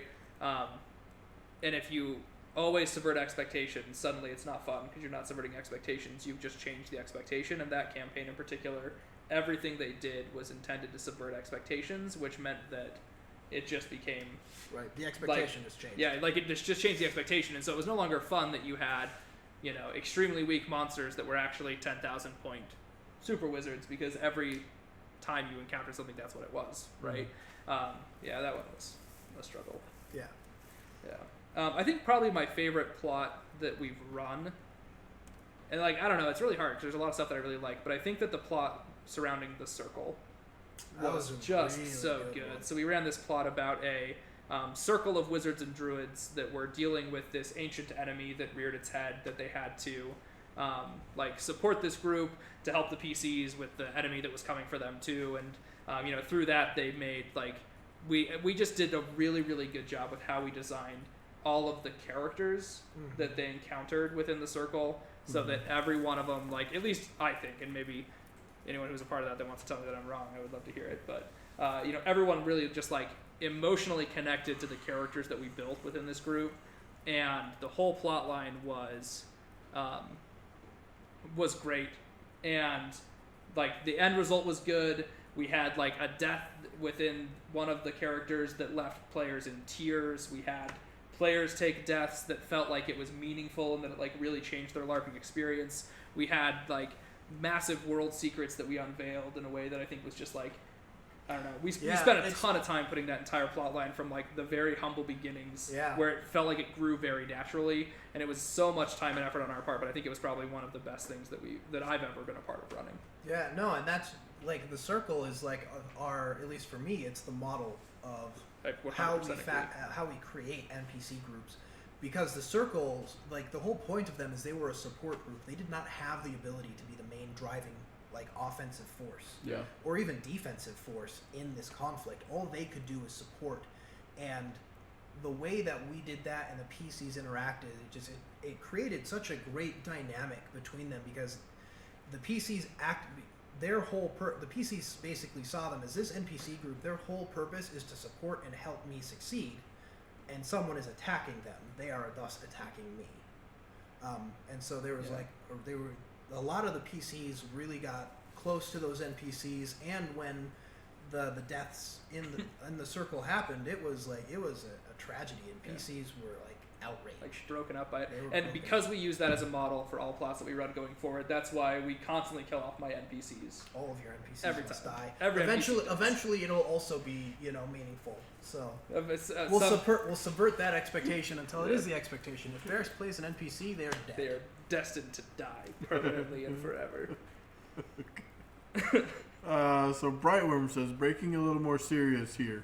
Related to Dark Elves and incentive LARP costuming, a lot of LARPers of... Oh, insensitive LARP costuming. A lot of LARPers of color have said that they see blackface Dark Elves as a serious no for them. If they see it, they're out. Do you allow this at your games, blackface for elves or other fantasy races? And if so, is there a path to move beyond that? If not, do you allow it before, and how did you stop? Yeah, so we did have dark elves that were like traditional, like full black with ears, Silver hair. for a very long time. We have changed to change their racial makeup to be purple or blue with colored tattoos. Yeah, so it's mostly now. The thought is black can be your base, but there has to be it has to be very clearly dominated with blue and purple, so it looks like intricate tattoos more than anything else. Yeah. But you can also, but players who don't want to go that way, they could, instead of using black as the base, they could use blue or dark purple as the base, with black making up Like the tattoos. Yeah. Yeah, the thought is with the Zellicu, the Dark Elf makeup it is very intricate, full body tattoos. Yeah, and it's something that I think this is coming up a lot in the LARP communities, kind of like nationwide, and not even just in the U.S., but in Europe too, about how do we deal with this? Because I think it's been a part of like just kind of the fantasy paradigm for a very long time, right? And pretty much as soon as we started seeing that change happening at other LARPs, right, and being a part of that on either through forums like Reddit, or just our interactions with people that LARP outside of our community. And it's something that had been brought up before then, right, by people who had either played Zellicu or saying like, hey, like we should really think about this, and it just was never like really a focus that came up. And then as soon as it did, we kind of like pretty quickly and universally made the decision to have an in-game plot reason for why we were going to have this change occur, and then just executed on it. Yep. Pretty much immediately. Ran a storyline on a weekend. Yeah. And made the makeup changes go live. Yeah. Because again, we don't like saying this never was. We're fine saying this is how it used to be. This is why it is now different. Yeah. And fortunately, as part of our storyline, we actually had the originations of the Zellicu race, right, which is what we had as Dark Elves, that were never really the like traditional like drow, for the most part. But we already had kind of a like creation mythos for them that involved why their skin changed to be black. And so we had, we were able to kind of like lean on that existing mythos to change it, Oh, nice. Going forward, which I think was was helpful. The original reason was because their society of the elves in our game are broken up into different societies. The Zellicu, or the Dark Elves, had a lot of the way they represented in their societies, lots of different tribal tattoos over their face, their arms, most of their body to represent their achievements and things like that, and their status within their society. And then essentially their race were conquered, and to make them not basically as part of taking their old identity away and giving them a new identity that they are now the favored servants of this dark, evil creature, it took all of their tattoos away and basically either made them white or black to just blot it out entirely. And now that curse was broken, and they are now again allowed to have their racial tattoos and regain that identity that was stolen from them. Yeah. Nice. Brightworm also says, also, do you have any tips for game runners in handling social change kindly and moving forward? Part of it for me is it's hard because I think I see where you're coming from on that. It's with the people you're running with, recognizing that there is a problem with that thing, whatever it is. Making jokes about sexual assault is not okay because of how prevalent sexual assault is, and we shouldn't normalize it. Yeah. And so it's hard for some people, especially when that was part of their upbringing, to recognize that that is a bigger part of the problem and that normalizing it contributes to the problem. And that the goal isn't to not have fun. The goal isn't to invalidate the past and to say, well, you were a bad person in the past because this wasn't a consideration then, but it is now. To me, at least, it's saying that we can all become better as people. We can become better as a game. We can become better as LARPers, as gamers, as whatever, and move forward. And the way we're going to do that is we're not going to invalidate the past, but we're going to say we're making a choice to get better and move forward. So the types of things we want to discourage are these things that contribute to a problem. Even if we don't directly see the problem it contributes to, it does contribute to the problem. We just need to recognize the reality of the situation and become better and move forward with that. Yeah, I think. Yeah, I totally agree. And I think like this also kind of comes back to, you know, I think the core concept, at least for like Steve and I think for most people, like you mentioned, everyone that's come on has really talked about like the community and it being more of like a family, right? Is that this is a community. This isn't like your, you know, and this is not just true for Mythic, but I think for any LARP, right? Like the decision shouldn't be driven by your plot team or by your staff. It should be driven by your community, and your plot team and your staff should really just be like representative of your community, right? So I think that if you're, you know, somebody who's, you know, on staff, you know, administratively for a game, or if you're running plot for a game, like, you know, understanding that changes like this that come up are not, like, should not be driven as an impact to your ego, right? Because that's not the intent of them. It's really just how do we make this a better community for everyone, and the community as a whole should, you know, be understanding to make that change. Right. You know.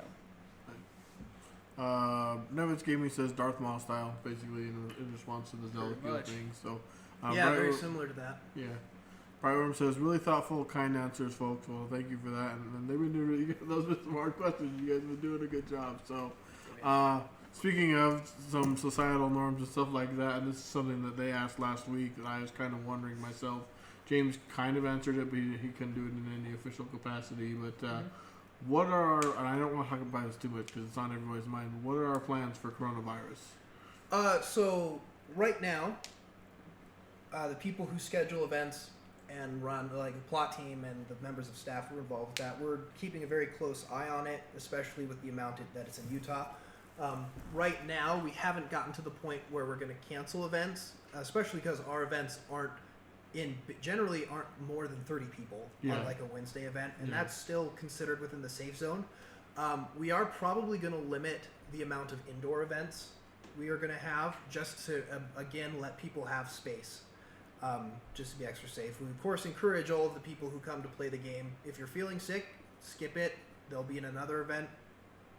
We have lots of events, so there's definitely nothing you're missing out on. Wash your hands, do all the stuff that the CDC and doctors are saying to do, and just be aware of what's going on. If it gets to a point where we feel like a gathering of 30 people becomes unsafe, then we'll definitely follow the lead of the CDC and our local leaders and suspend events for as long as we need to. We definitely don't want any of our players to get sick. And we've also talked about, like, you know, potentially doing slight rules modification for the foreseeable future, where we maybe change some of our rules around, like, searching, healing, things like that, to try and make anything involves touching. Yeah, we like, just okay, well, let's just, you touch. know, let's make sure we can find a way to find that, you know, 3 feet kind of recommendation. How do we Try not to use each other's weapons. Have some disinfectant wipes to wipe down NPC gear. Yeah. That sort of thing. Yeah. But right now we're still really hoping that because of the size of our normal Wednesday night groups are, and the fact that it still hasn't like gotten to the point where all group gatherings needs to be eliminated, that we're still good for now. Fortunately, we're a small enough community that we can kind of self-moderate a little bit. Yeah. Just with some, have some due caution, but still be concerned. And just take some reasonable precautions. Reasonable precautions is what we're going to do. We're not canceling anything at this point. And fortunately, the weather's getting nice enough that we can start regularly having events outdoors, which is ideal, and in either scenario. So we'll probably just keep playing it safe. But at this point, we haven't made plans to cancel anything. Well, and it's like I said last week, and you mentioned on it a little bit. We're such a community and family that people are like aware of that, and if people are even slightly under the weather, they just don't come. They'll usually mention on the board, say, "I'm not feeling good, I'm not going to come." Like, I don't want to risk anybody getting sick. So that's one thing I like about our group too, is that they're all very conscientious of everyone else's well-being.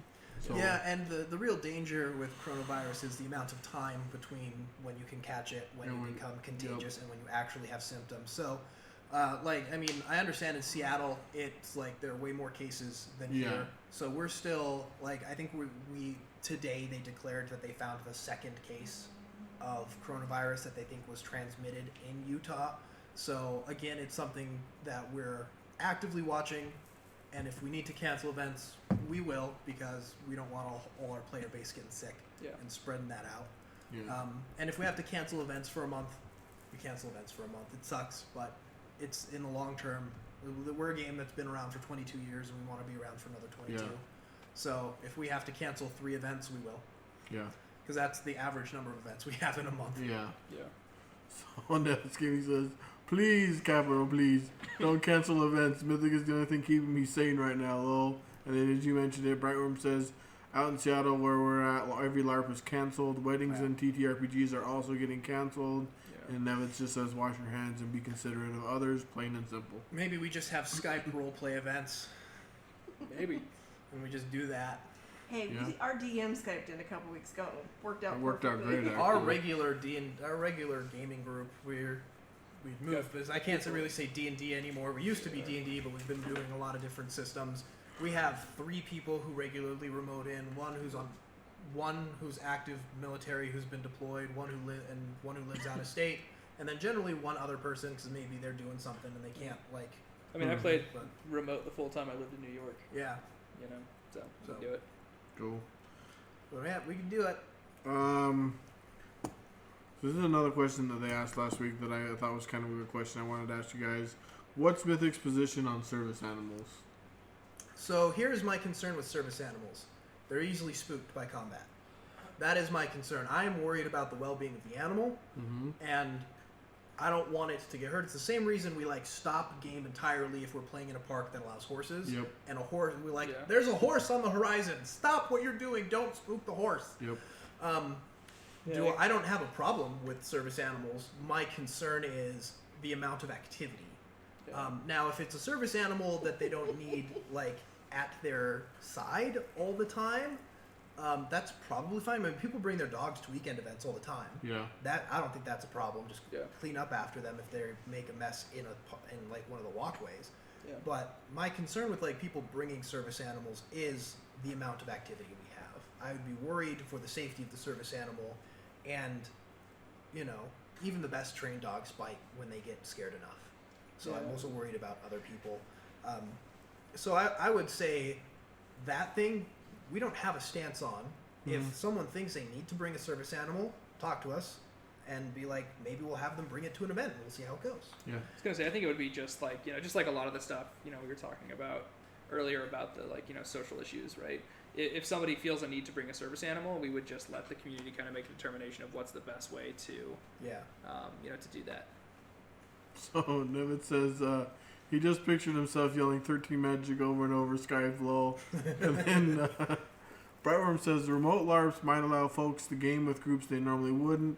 How cool would it be to join via VR or something? 5G might make that interesting.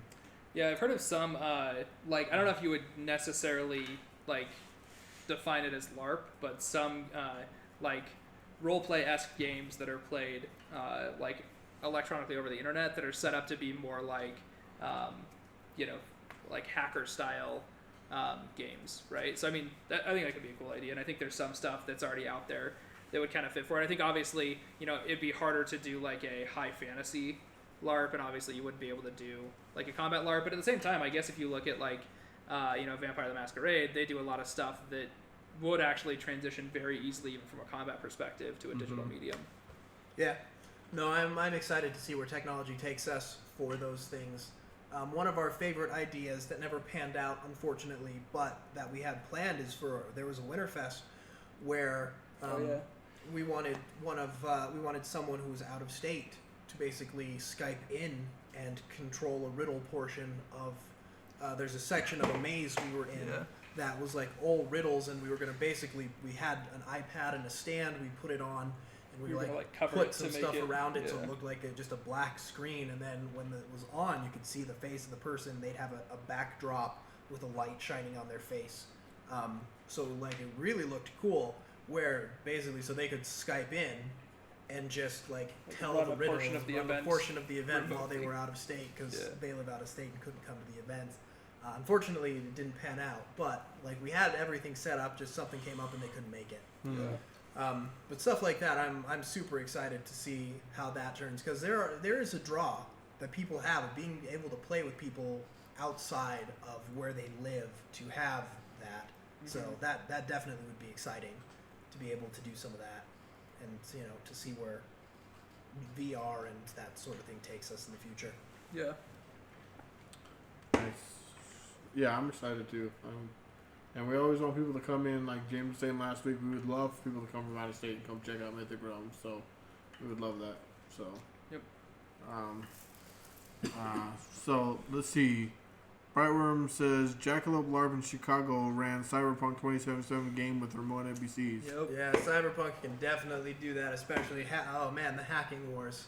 Hacking wars could be epic in a VR environment. Yeah. I don't know much about that one, so I'm glad you guys do, because I don't even know. Yeah, I played Cyberpunk for a while. It's fun. Yeah. Cyberpunk and Shadowrun. Oh, nice. So what has there anything happened that, like, that you guys couldn't do because of either, like, prop limitations or physical limitations, or, like, anything that you want to do that we just currently can't do because of various limitations? Every day. All the time. Every event. There's something everything that we I'd do. love to do but can't because I don't know how to fizz rep it. Yeah. Gotcha. Because, like, we just try so hard for that what you see is what you get, right? And the, like, logistic challenges, like I said, I think are the biggest skill that you start to learn the more you run, right? Is how to, you know, deal with and overcome logistical challenges, which I think, you know, kind of fit within that. Big monsters are my thing. I'd love to have big monsters for the PCs to fight. Right. And there's just no good way to fizz rip that and make like, it even when you try to do, like, multiple NPC monsters, it just doesn't quite, like, it doesn't quite give you the result that you really want. Right. You know? So you can make fights interesting and dynamic, but I mean, I've been playing, like, Final Fantasy 15 recently, and I just fought the Behemoth, and, you know, and just that fight just looked super cool, because I'm fighting this thing that's 3 times the size of a person, a full-grown person, and you know, this thing's 15 feet tall and 30 feet long or something like that, and just not being able to have big monsters like that is like not being able to accurately fizz rep it is the thing that I'm always like, the epic feeling of being able to conquer the terrible monster. It's less cool when it's a dude in a mask, but we do what we can with what we have. Like, that's one reason we try and stick primarily to monsters that are, like, humanoid size, you know what I mean? Right. I have to say, I loved it at Winterfest when the last group was fighting Minotaurs and they all came out with the claws strapped to their head like horns. I was like, hey, man. Oldest trick in the book. That has been the Mythic Realms Minotaur since days. It helps. Number. I mean, it does just enough to help create that illusion, just enough, you know. But Snevis says, I love those kobold masks, by the way. I always laugh when I see an NPC in one and never have to ask what that creature is Here we go. Brightworm says, have you ever given any thought to hiring puppeteers or folks who can make different types of creatures? Yeah, so we yeah, have... the problem is, our biggest thing is, one, our funding is really limited because of the type of game we run. We want to make it as easy as possible for people to play, so we keep the price to attend an event really low, which basically just covers like incidental props and things like that. And also things like storage and maintenance and using it would be really hard. And it maybe we've talked about for maybe a big event having an indoor thing that is like a big puppet, like the head and claws of a dragon or something that's all puppeted or something else like that. Generally, it's just the cost that's really the big prohibitive factor. Yeah, we've done some stuff for non-combat NPCs before, but I think the thing that we want the most is the ability to do it for a combat-focused role, which is hard because, even though we are a Care Bear LARP compared to, anything like Belagarth, right? Or SCA. Or like SCA, right? Yeah. We're still more, our combat is far more physical than like a lot of other LARPs that are out there. So it'd be really hard for us to maintain anything that was a combat-focused role. But we've done some cool stuff. Like we just barely had one of the guys running a sub-campaign build like an entire set of like wings for an NPC for one boss fight. That the boss itself was a non-combat role, but was part of the fight going on around it was to interact with these awesome giant wings that they build for the NPC, which was really cool. So we try like when we can. It seems reasonable. So Brightworm says it seems reasonable not to want to make puppets to whack them into bits later. Yeah, that's exactly. a big thing. So, let's see, what other questions do I have? This is kind of I guess, how much time do you guys spend on like plot, like weekly or Too much. like? Too much, yeah. Far too much. So all 4 members of the core plot team, we all work for the same company. We all work on the same floor. We all work within 30 feet of each other. So there's literally not a time. There are very few days where we're not like, let's go take a 20-minute walk around the building where we don't talk about plot or something like that. We have a relatively active plot hangout that we talk about. We have plot forums on our boards that we pretty actively use. Talking about plot is one of the things that we have to make an effort not to. We'll put it that way. Yeah. A lot of our conversation, we have to make an effort not to talk about mythic or plot, to not have it gravitate towards that way. And it's not like a bad thing. It is a thing we are very passionate about and a hobby we love. Yeah. And we love spending the amount of time we do. But yeah, I guess the better question is how much time do we not spend doing that? That number is easier to come up with. Like I would say for any plot that we run, the amount of time that we spend talking about that plot is probably 5 times at a minimum the amount of time that it's actually run in game, right? So it's not. I don't think it's unrealistic to say that and that's not for like an event, right? That's for like a concept, of a plot. You know what I mean? Because events we've got, the vast majority of an event doesn't need a whole lot of concept behind it, right? We know what the kind of formula needs to be. We know how to tweak it to make it stay interesting. We know what types of things we need to go in. But when you're talking about, designing a plot, it's a lot of the time goes into, kicking the tires on ideas back and forth to tweak stuff. And it's like too much time. It's a lot of time. Just wonder for people that are interested in it, like how much time was involved, and that kind of helps. But it's also really different when you look at what we do as the core plot team as compared to people who are more ancillary or just kind of getting into it. Yeah. Because we aren't just kicking the tires on our own ideas.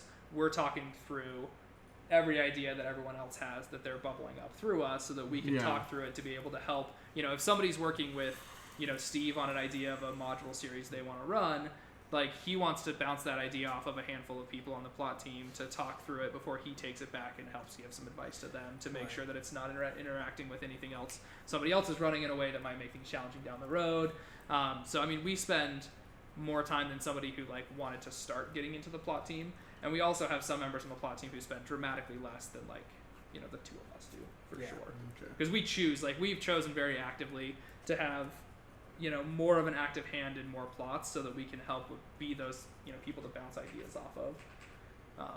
Then I think a lot of people who maybe want to start running some plots or run a couple of modules, they don't need to spend anywhere near that much time. Yeah, the big question that we talk about a lot is how does this interact with the world at large to make it seem like the PCs are still in the world, that they're still, the things that they do make a difference. We want stuff to have impact, right? We want to talk through it for so many hours because we want to find ways that it can have impact that stays manageable, as straightforward as we can, because we go back to that, like, simplicity in plots is generally better than complexity in most plots, right? Ideas, but also how do we make sure that it actually does have impact? Because if it never has impact, then it's just a Monster of the Week show, and sure, those are fun, don't get me wrong, season 1 of Supernatural, some of the best TV I've ever watched, right? But we really want a game where there's more progression in our storylines, and that the actions people take too much Monster of the Week gets boring for people. They want there to be villains to be defeated, secrets to be uncovered, treasures to be found. Every now and then it's great to show up on a module and just kill the bad guy, swing some swords, collect some treasure, and hang out with your friends, right? But the thing we spend the most of our time on is how do we have those choices, even if it's going to be a Monster of the Week style module. How do we make sure there's choices the players can make that have impact on the world? Right. Why are the things that they are doing important? Yeah. Babylon 5, Bright Worm. Babylon 5 taught me how to run plot. The whole Shadows arc taught me how a plot and how a story should be told. That's my biggest influence. Yeah, Bright Worm asks, what's your greatest influences on your storytelling? So that's really hard for me. I think that, like, a lot of it for me, because I think LARP is such a, like, unique type of storytelling, right? Because there's not a ton out there that is like communal, right? Like, shared narrative is my favorite term for it, right? Like, I really like the idea of a shared narrative universe, and LARP is one of those, right? And those are really rare within different types of storytelling. So I think that most of my influences come from LARP, right? Like, thinking through things that I've been a part of running or things that I've seen in the past, and then kind of using those as a template to modify my opinions moving forward. Because I think it is just it's a unique format. Yeah. Bright Worm says, quality pick, Babylon 5. Yeah, it's great. Taught me, like, seasons 1 through 4, taught me how to run plot. Yeah. Taught me how a story should be told. Yeah. How often you need to put something in, and that it doesn't have to be, like, every piece of the puzzle that goes in doesn't have to be monumental, doesn't have to reveal a huge secret. Just the best thing to do is connect. And that's one of the things that we do with people who actively run events, is we try to figure out, it's like, what is something we can do, what is an encounter that can happen on that module that links what they are doing to the grand scheme of things, to the greater world. Even if it's not, like, directly something, if it's just like a chance encounter with someone who may come up later type of thing. Like, one of my, like, favorite examples of that, which Steve did before I joined the plot, like, before I started running plot with Steve, was there was, like, a module where we went to go and, like, literally the module was like, send the PCs to go and kill an ogre because he's the bad guy, right? And we show up on the module, and the first guy we run into is this merchant who's like, do you want to buy some alchemy? And we're like, sure, man, I guess that's cool. And then we go on, only to find out later that merchant we ran into was the villain for the next, like, 5 years of the game. Like, one of the greatest villains that I think has been written in Mythic that people still talk about to this day. And we first met him just wandering on the road as he attempted to sell us some alchemy, to later find out he was, like, the master alchemist who ended up being, like, a world-shattering level, like, threat in his own way, and, like, this personal vendetta with PCs. And it was, like, just the way that it slowly developed and got dropped in was, like, something that I definitely think of when I talk about, using past experience to try to emulate for the future. That's something that I think of a lot, is, like, how do you drop those in to make it so that the PCs have a, like, personal goal to approach something, rather than it just being, well, because they're the bad guy, Right. How do you make the PCs, the villains PCs love to hate? Yep. How do you inconvenience them enough to make it personal, but not so much it makes it not fun? Yep, exactly. Yeah. Bright Worm says, great to see you writing for the format also. It's definitely unique. So Yeah, for sure. So this, I have a question for you, and you guys do a really good job of covering this up if it ever does happen. But have there ever been any, because it happens in D&D all the time, but have there ever been any times where, like, PCs did something or reacted in a way that you did not anticipate? All the time. Constantly. The best plots we ever ran were completely driven and created by PCs, and they didn't know it. Yep. Yeah, all the time. And I think that's something that like we're very comfortable with that's hard to get used to. Yeah. Right. Yeah. But it's something where like anything that a PC could do, you have to like always be prepared for. Right. Yeah. Like when you talk about like the theater aspect of the game, right? Yep. Like I did improv for years, ran an improv team, or well, a couple. Like while I was in college and even afterwards. And I think that is probably like my greatest tool that I lean upon is the ability to like just live in the moment with your role play and improvise, because you might have, you know, this whole story that you've developed in your head for how this thing is going to go down the line, and then all of a sudden everything changes, and an NPC that you brought in because he was supposed to be the bad guy on the module because he stole the PC's town's money ends up being one of their closest allies for the next 10 years, and is a character that I've played continually since then, all because in the moment I realized that the PCs wanted to have it be a like more impactful than just killing the thief. Yeah. Right, and they wanted to know why, and there wasn't really that much of a story behind why, so we made one, and like those are the moments that I think that really drive home, like that make this format not only unique but also so impactful. Yeah, another one that was impactful was there was a villain we were running who attacked one of the PCs. Like they had a little safe place in a ruined city that was a very dangerous ruined city, so having safe places was very like important in order to adventure in there. And so in this ruined area they had just a little stronghold they set up, and it got destroyed by one of the villains who was also in this area. And when we wrote the plot, it was they go destroy it because they are ramping up their ultimate objective of being like full out war against the players.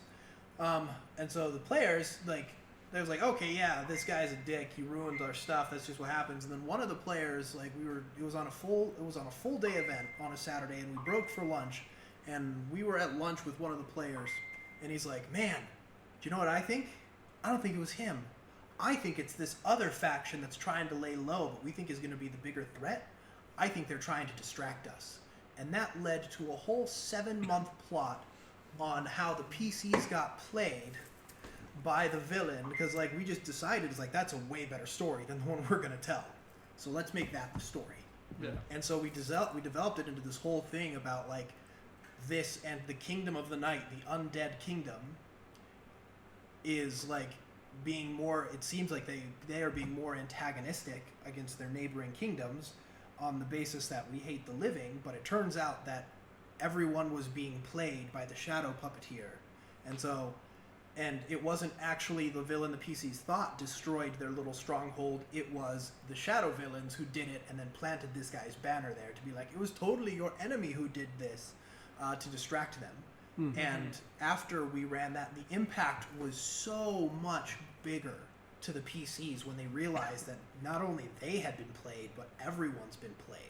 It made the villain for the next, because they were the villain for the next 18 months was the puppeteers. They were the villains for the next 18 months, and led up to this whole a huge war that happened, that PCs were able to be a part of off screen to kind of adjust the ebb and flow of the battles. And just the impact was way more than had it have just been a random dick who hates them and who they hate kicking over their sandcastle. It was actually someone framing them, because it worked. The PC's direction was fully geared towards this other place, giving the shadow puppeteer all the breathing room they needed. And it just made the PCs hate the villain who we want. And we were going to make the shadow puppeteer be the main villain for the next thing, so it just made it so much easier for the PCs to already hate them and feel like they were a complex villain. Yep. And we put a lot of time developing that, but originally the idea came from one of the players being like, I think this is actually what's going on.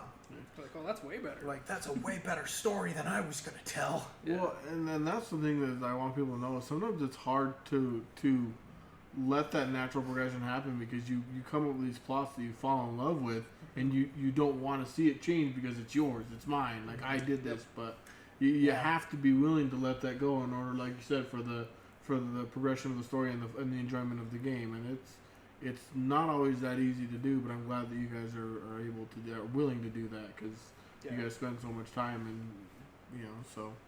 Brightworm says no plan survives contact with the enemy might sum up that story, which and I figured that would be your guys' answer is yes, we do that, but you guys just do a good job of covering it up.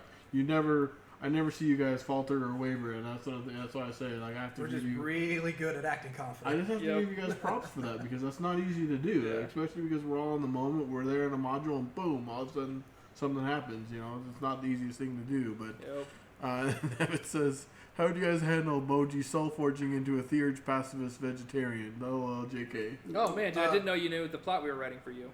Dude, yeah, you and Goodhearth, man. Yeah, great. You're gonna be best of friends. So, just real quick, we keep talking about modules. What is like the standard format or formula for a module? I think everyone kind of has their own. Yeah. In general, though, the one I use is so my base write up when I'm going to run an event, when I want to tell, put pen to paper to write to the event.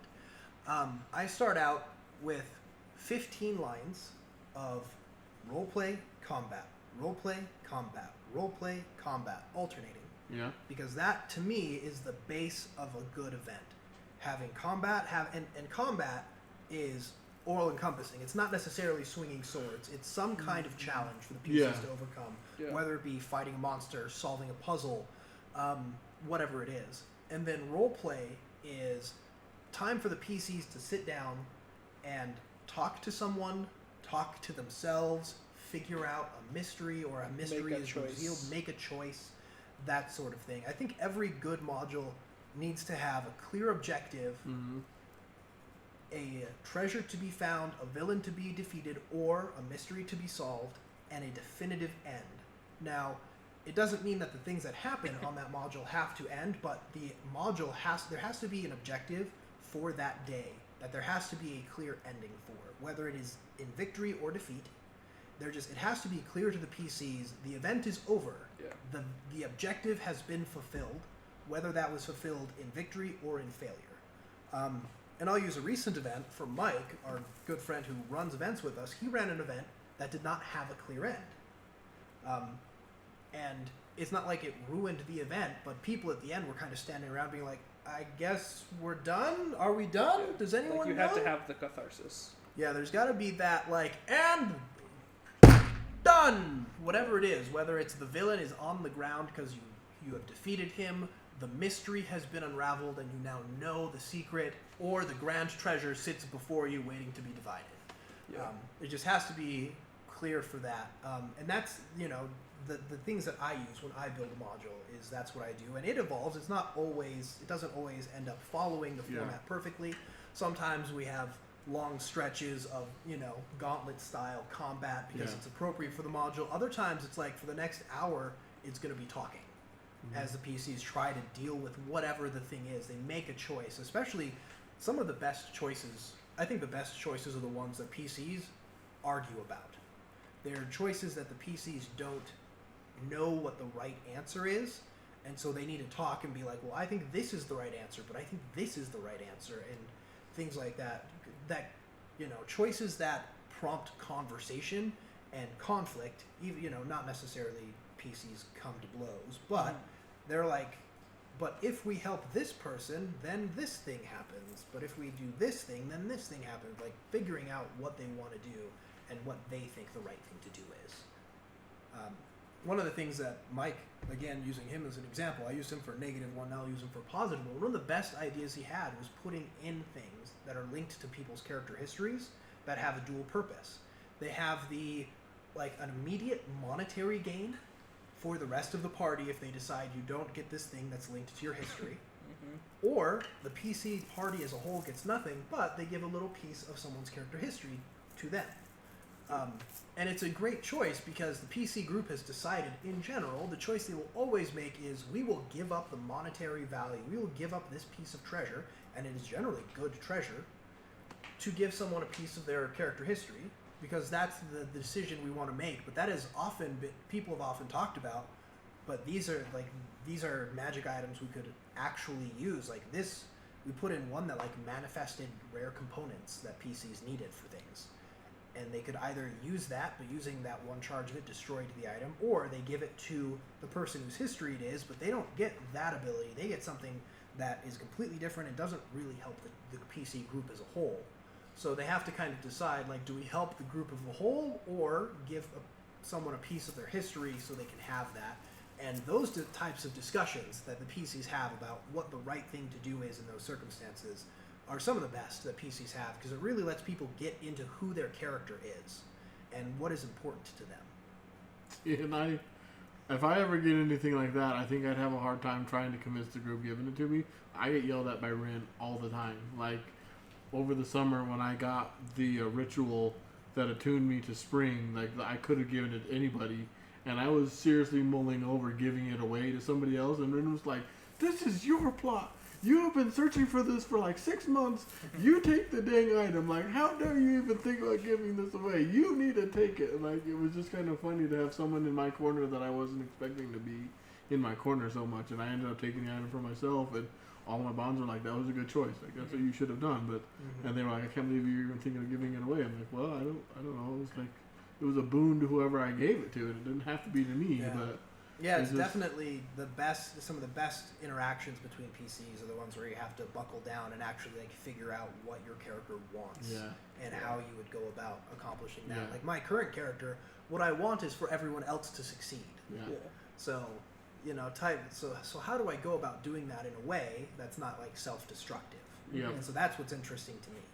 Is still being able to be like, well, I am more effective at helping people if I also gain things, but it's just a fun little game I play in my head, Yeah. which is what it all comes down to. So, yeah, I need to do more of that too, because my whole goal is to keep people alive as a warden. Like, that's my goal. And sometimes I'm a little too selfless, and I have to work on that definitely a lot in game. But Brightworm says, "What is your best witness moment of role play, spurred by plot or otherwise, in your tenure as a game runner?"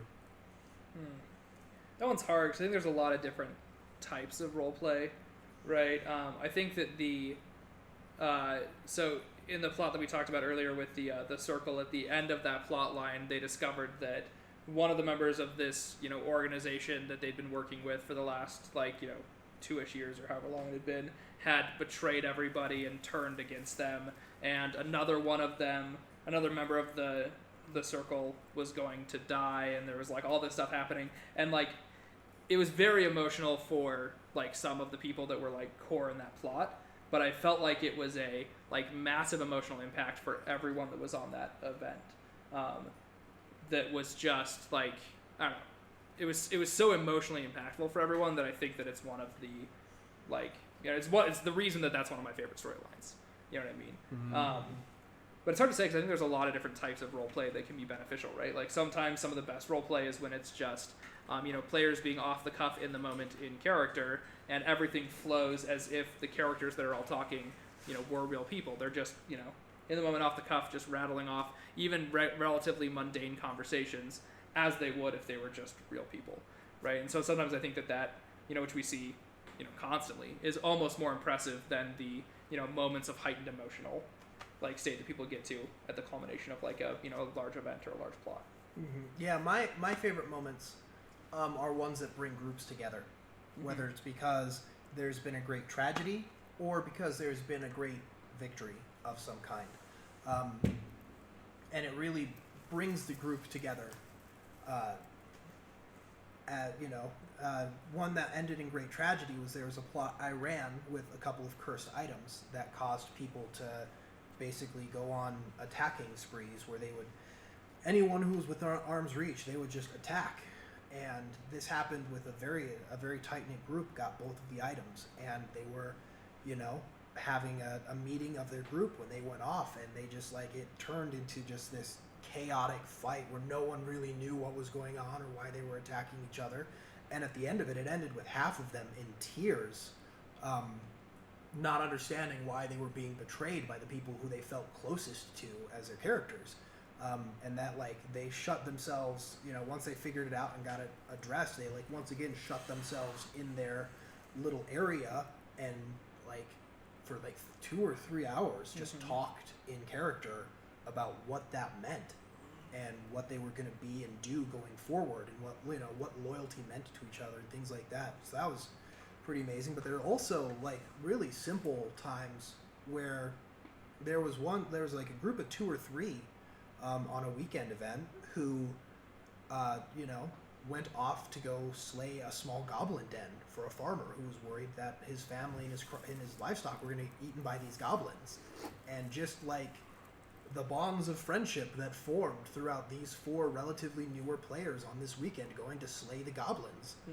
I was just a random NPC on that one, but just seeing them like interact and decide that they were going to be comrades, even though they didn't really know each other, and the people who brought them to the game were part of different and some opposing groups, but they just all decided that it's like, we are going to be homies. We have slain these goblins together.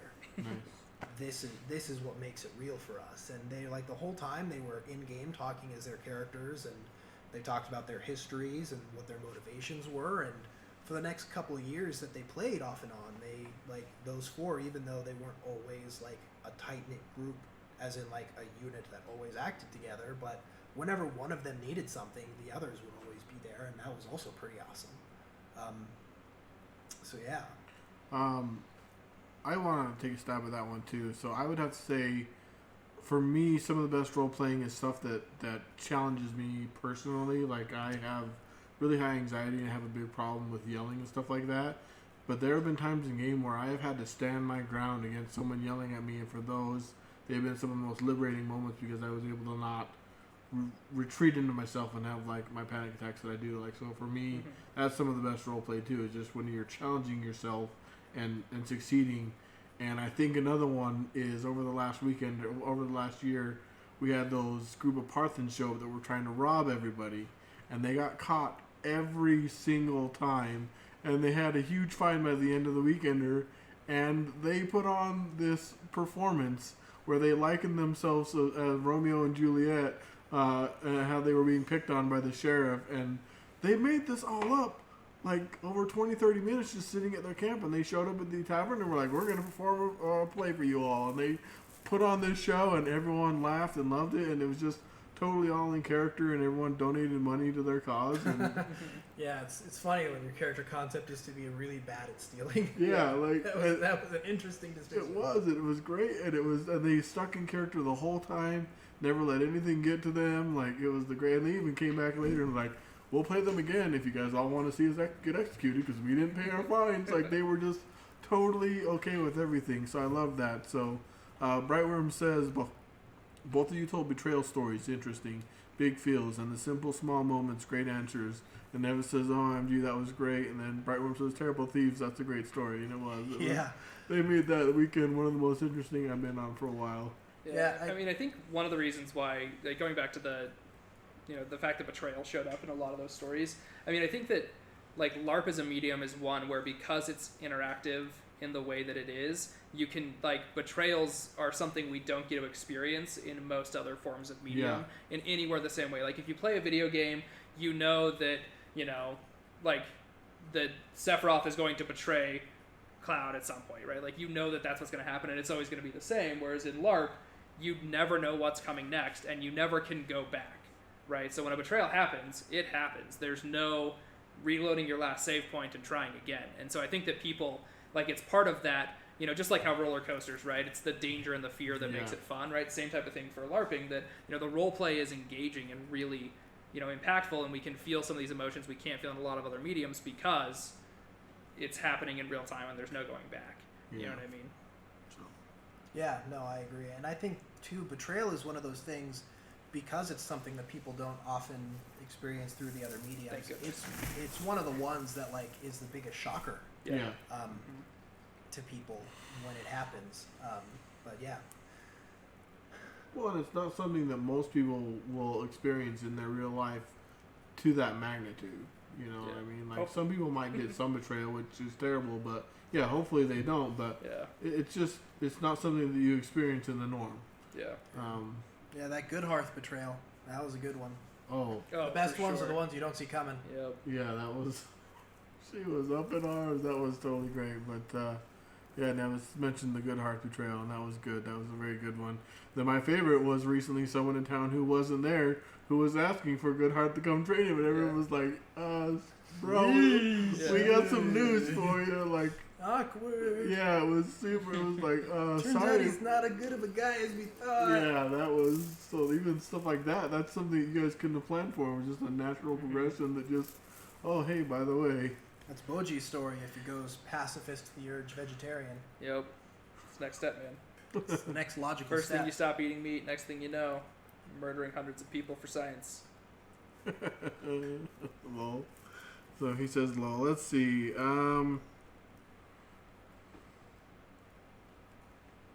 People do, yeah. Let's see. You guys already answered that question. How many people on the plot team? There's 4, but there's a lot of others working on it. So Yeah, actively right now there's 4. Mike, Barris, myself, and Josh. And then other people who actively do stuff. Deb actively does stuff. Braden actively does stuff. James is going to start actively doing stuff. no, nice. Yeah, Chelsea's running a module Chelsea's series, running though a not module really quite series. part of plot. Yeah, Yeah. she works really closely with Josh on that. But yeah.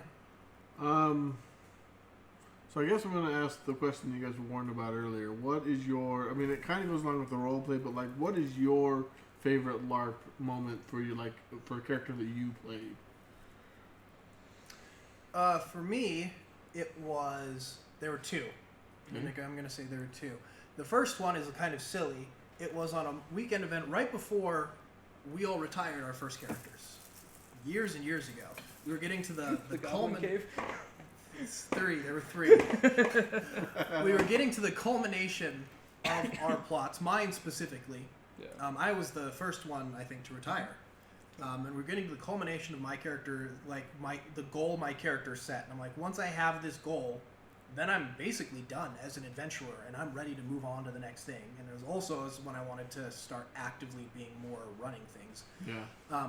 And so we're off on an adventure during a weekend, and we come back, and one of the ancient villains is sitting in town at our campfire with a cadre of like terrible, evil knights, ready to kill and do terrible things to us. And these guys were powerful. Like, even though our group, we were ready, we'd been playing our characters for a while, we were, as a group, relatively considerable when it came to power.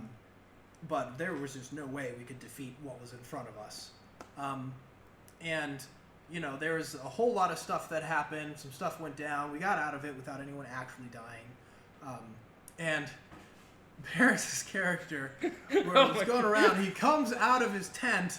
He's like, Gregory robbed me! And Gregory was like the captain of the evil knights who was there. Like one of the longest, like, villain dark people from the game for like He over a stole decade. my potions! Because he had a stack of potions that he set next to his bed, and like the guy went in and like robbed us of our potions, and we're like, really, dude? Like, he's a world-ending threat working with demons, and he took, what, 10 silver of potions? But for, like, years, we were Never like, got over Gregory, that. dick, he took my tuffins. He took our toughened potions, the ones that gave us like 5 extra hit points. That's funny. Oh, that was That such was a good hilarious. The second, the goblin one was one also towards the end of our characters, one. Yeah. right before we retired. We were on a module, a full day event, where the first half of the day was broken up into many different mini adventures. And then we were going to break for lunch and then have, the second half of the day was going to be a long concurrent adventure. But so these mini adventures, people were going on and people were trying to like, which ones are going to have the best rewards and what seems like it's connected to the plot. And this farmer comes in and it's intended for, newer players who are like, there are goblins attacking my farm. Will you help us? And everyone's like, we're too busy doing important things. And me and Barris and we all look at each other and we're like, we will save you from the goblins, farmer. I can think of nothing more important right now than helping a farmer in need. Yeah. Because that is important to stay true to your roots. And so our group of me, him, and Gomez, Mike, and Frank all went off. Frank, who later became the warrior king, he's playing his warrior. Mike is playing his healer. He's playing his defensive mage. Gomez is playing his rogue, and I'm playing my wizard. And we go off, and the other piece, and we go and we find this goblin cave. And we just have a riot of a time fighting these goblins. And we refuse to use anything strong enough to kill them in one hit. We, pick up weakest weapons we can find. And we're, doing this as adventurers how it was intended. And we go on this adventure, and the thing is, a whole bunch of other players saw us go off and like, oh, well, they must be doing something important. And they like all came to kind of join in. We're like, no, you go away. You turned down helping this farmer. We're getting rid of this goblin den. You can't be here. Go away. And we basically kicked them all out to go do whatever other things they were doing. And while we cleared out the goblin den, and we found the most terribly but awesome magic item that we kept for Forever. years. It's still in game. It's still in game. Actually, I think it's gone at this point. I think Chelsea took it with Yeah, her. she retired with it. But it was passed on to different PCs who then retired. But it was an item that 3 times a day let you use a really icky goop. It was basically a candle jar with a whole bunch of melted wax and other things in it to make it really feel slimy when you touched it. But you'd have to take it and rub it on someone who was injured, and you could either restore them to full hit points or bring them out of their death count. A raise dead salve or a grant well-being salve. Yeah. And it smelled terrible. And the whole purpose of this was it was this terrible, foul-smelling goop, and we kept that because that was our like That was the our coolest. trophy. That was our trophy of the goblins we slew. Nice.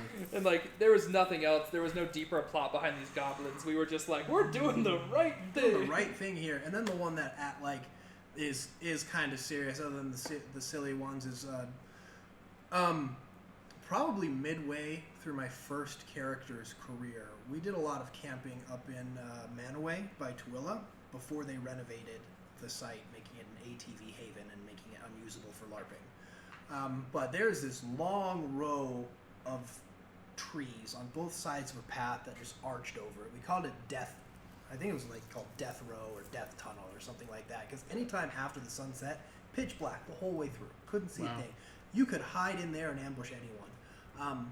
And I think one of the I got up one morning as the sun was rising and I looked down there and just like the feeling of there is unknown danger through there was just like the coolest sense in an event I'd ever had.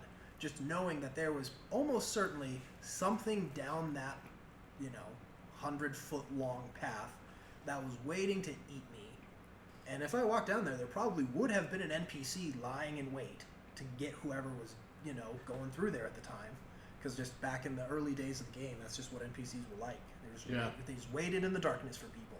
And that was one of probably the coolest feelings that I ever had LARPing, is just like the unknown threats and how could I overcome them type of feeling. Thinking about what would I do if I got jumped and things like that. And that was just like one of the coolest, for me, experiences I had. Because at that point, it felt like very immersive. It was just really easy to be immersed at that time. And I'm like, there is the unknown through there. A mystery to be solved, which is what I'm all about, is solving the mystery. Yeah. I mean, tons of just riotous times over the last, I just realized 16 years, 16, 17 years now. Yeah. But, I think the end of my first character's story was probably one of the most impactful moments that I still think about all the time, where my character had gone through so many changes from being a relatively mercenary, selfish merchant type character who was all about how can I acquire wealth to build protection for myself, right, to then moving to being a morally driven character who really understood the error of my previous ways, and having this whole transition within the character about I actually my actions matter and I have to start acting for the betterment of the world, to then growing into being a full-fledged white knight warden, really trying to take this long-term view of my actions. And then at the kind of very end, the culmination of the story for me, which was just before I finally retired, was my character had bonded the king, right? King Alaric had bonded him, and he was one of my one of my warden bonds, and we gone on an adventure with him to go and get back this item that had been lost in the abyss. And so we got everyone together for this big huge push. We go into the abyss, and then at the end, he essentially told me that I had to follow his orders because I'm his subject and I'm a white knight, blah, blah, blah. And then we get to the end and he gives me an order to let him die and rushes off to sacrifice himself.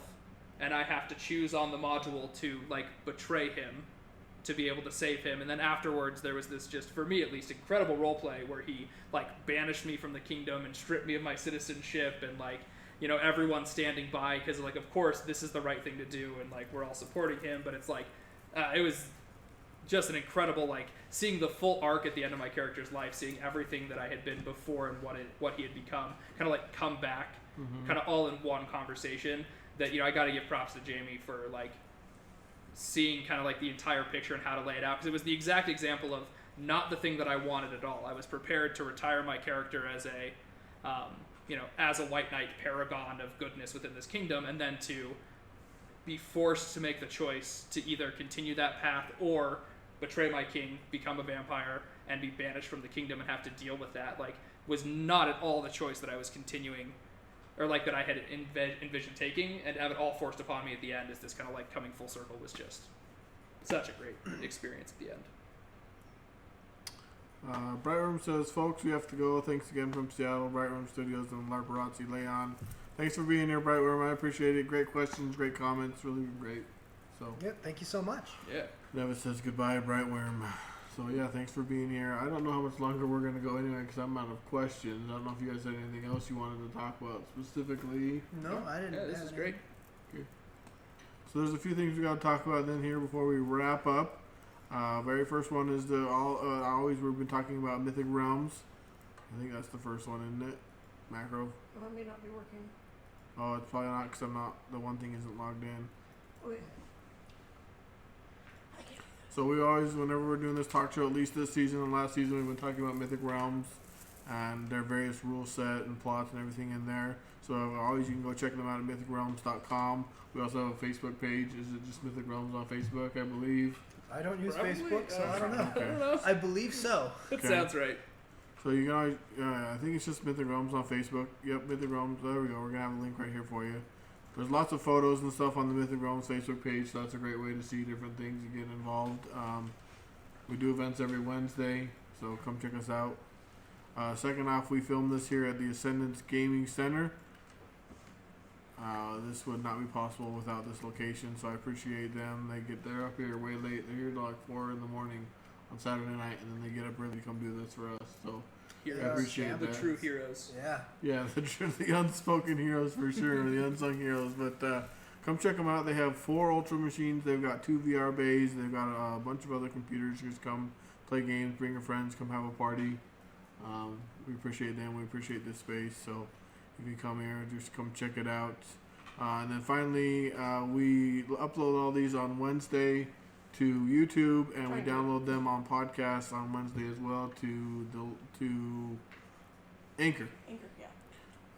So do we have the links for those or not really? So I'd have to go to go for Okay. them. They can just search the LARP Lounge. Yeah, and if it's you one of in the fact first if you things just that search pops the up. LARP Lounge now, it actually pulls up on YouTube and Anchor. Yeah, it So was that's really cool now too. So you can always listen to these later on.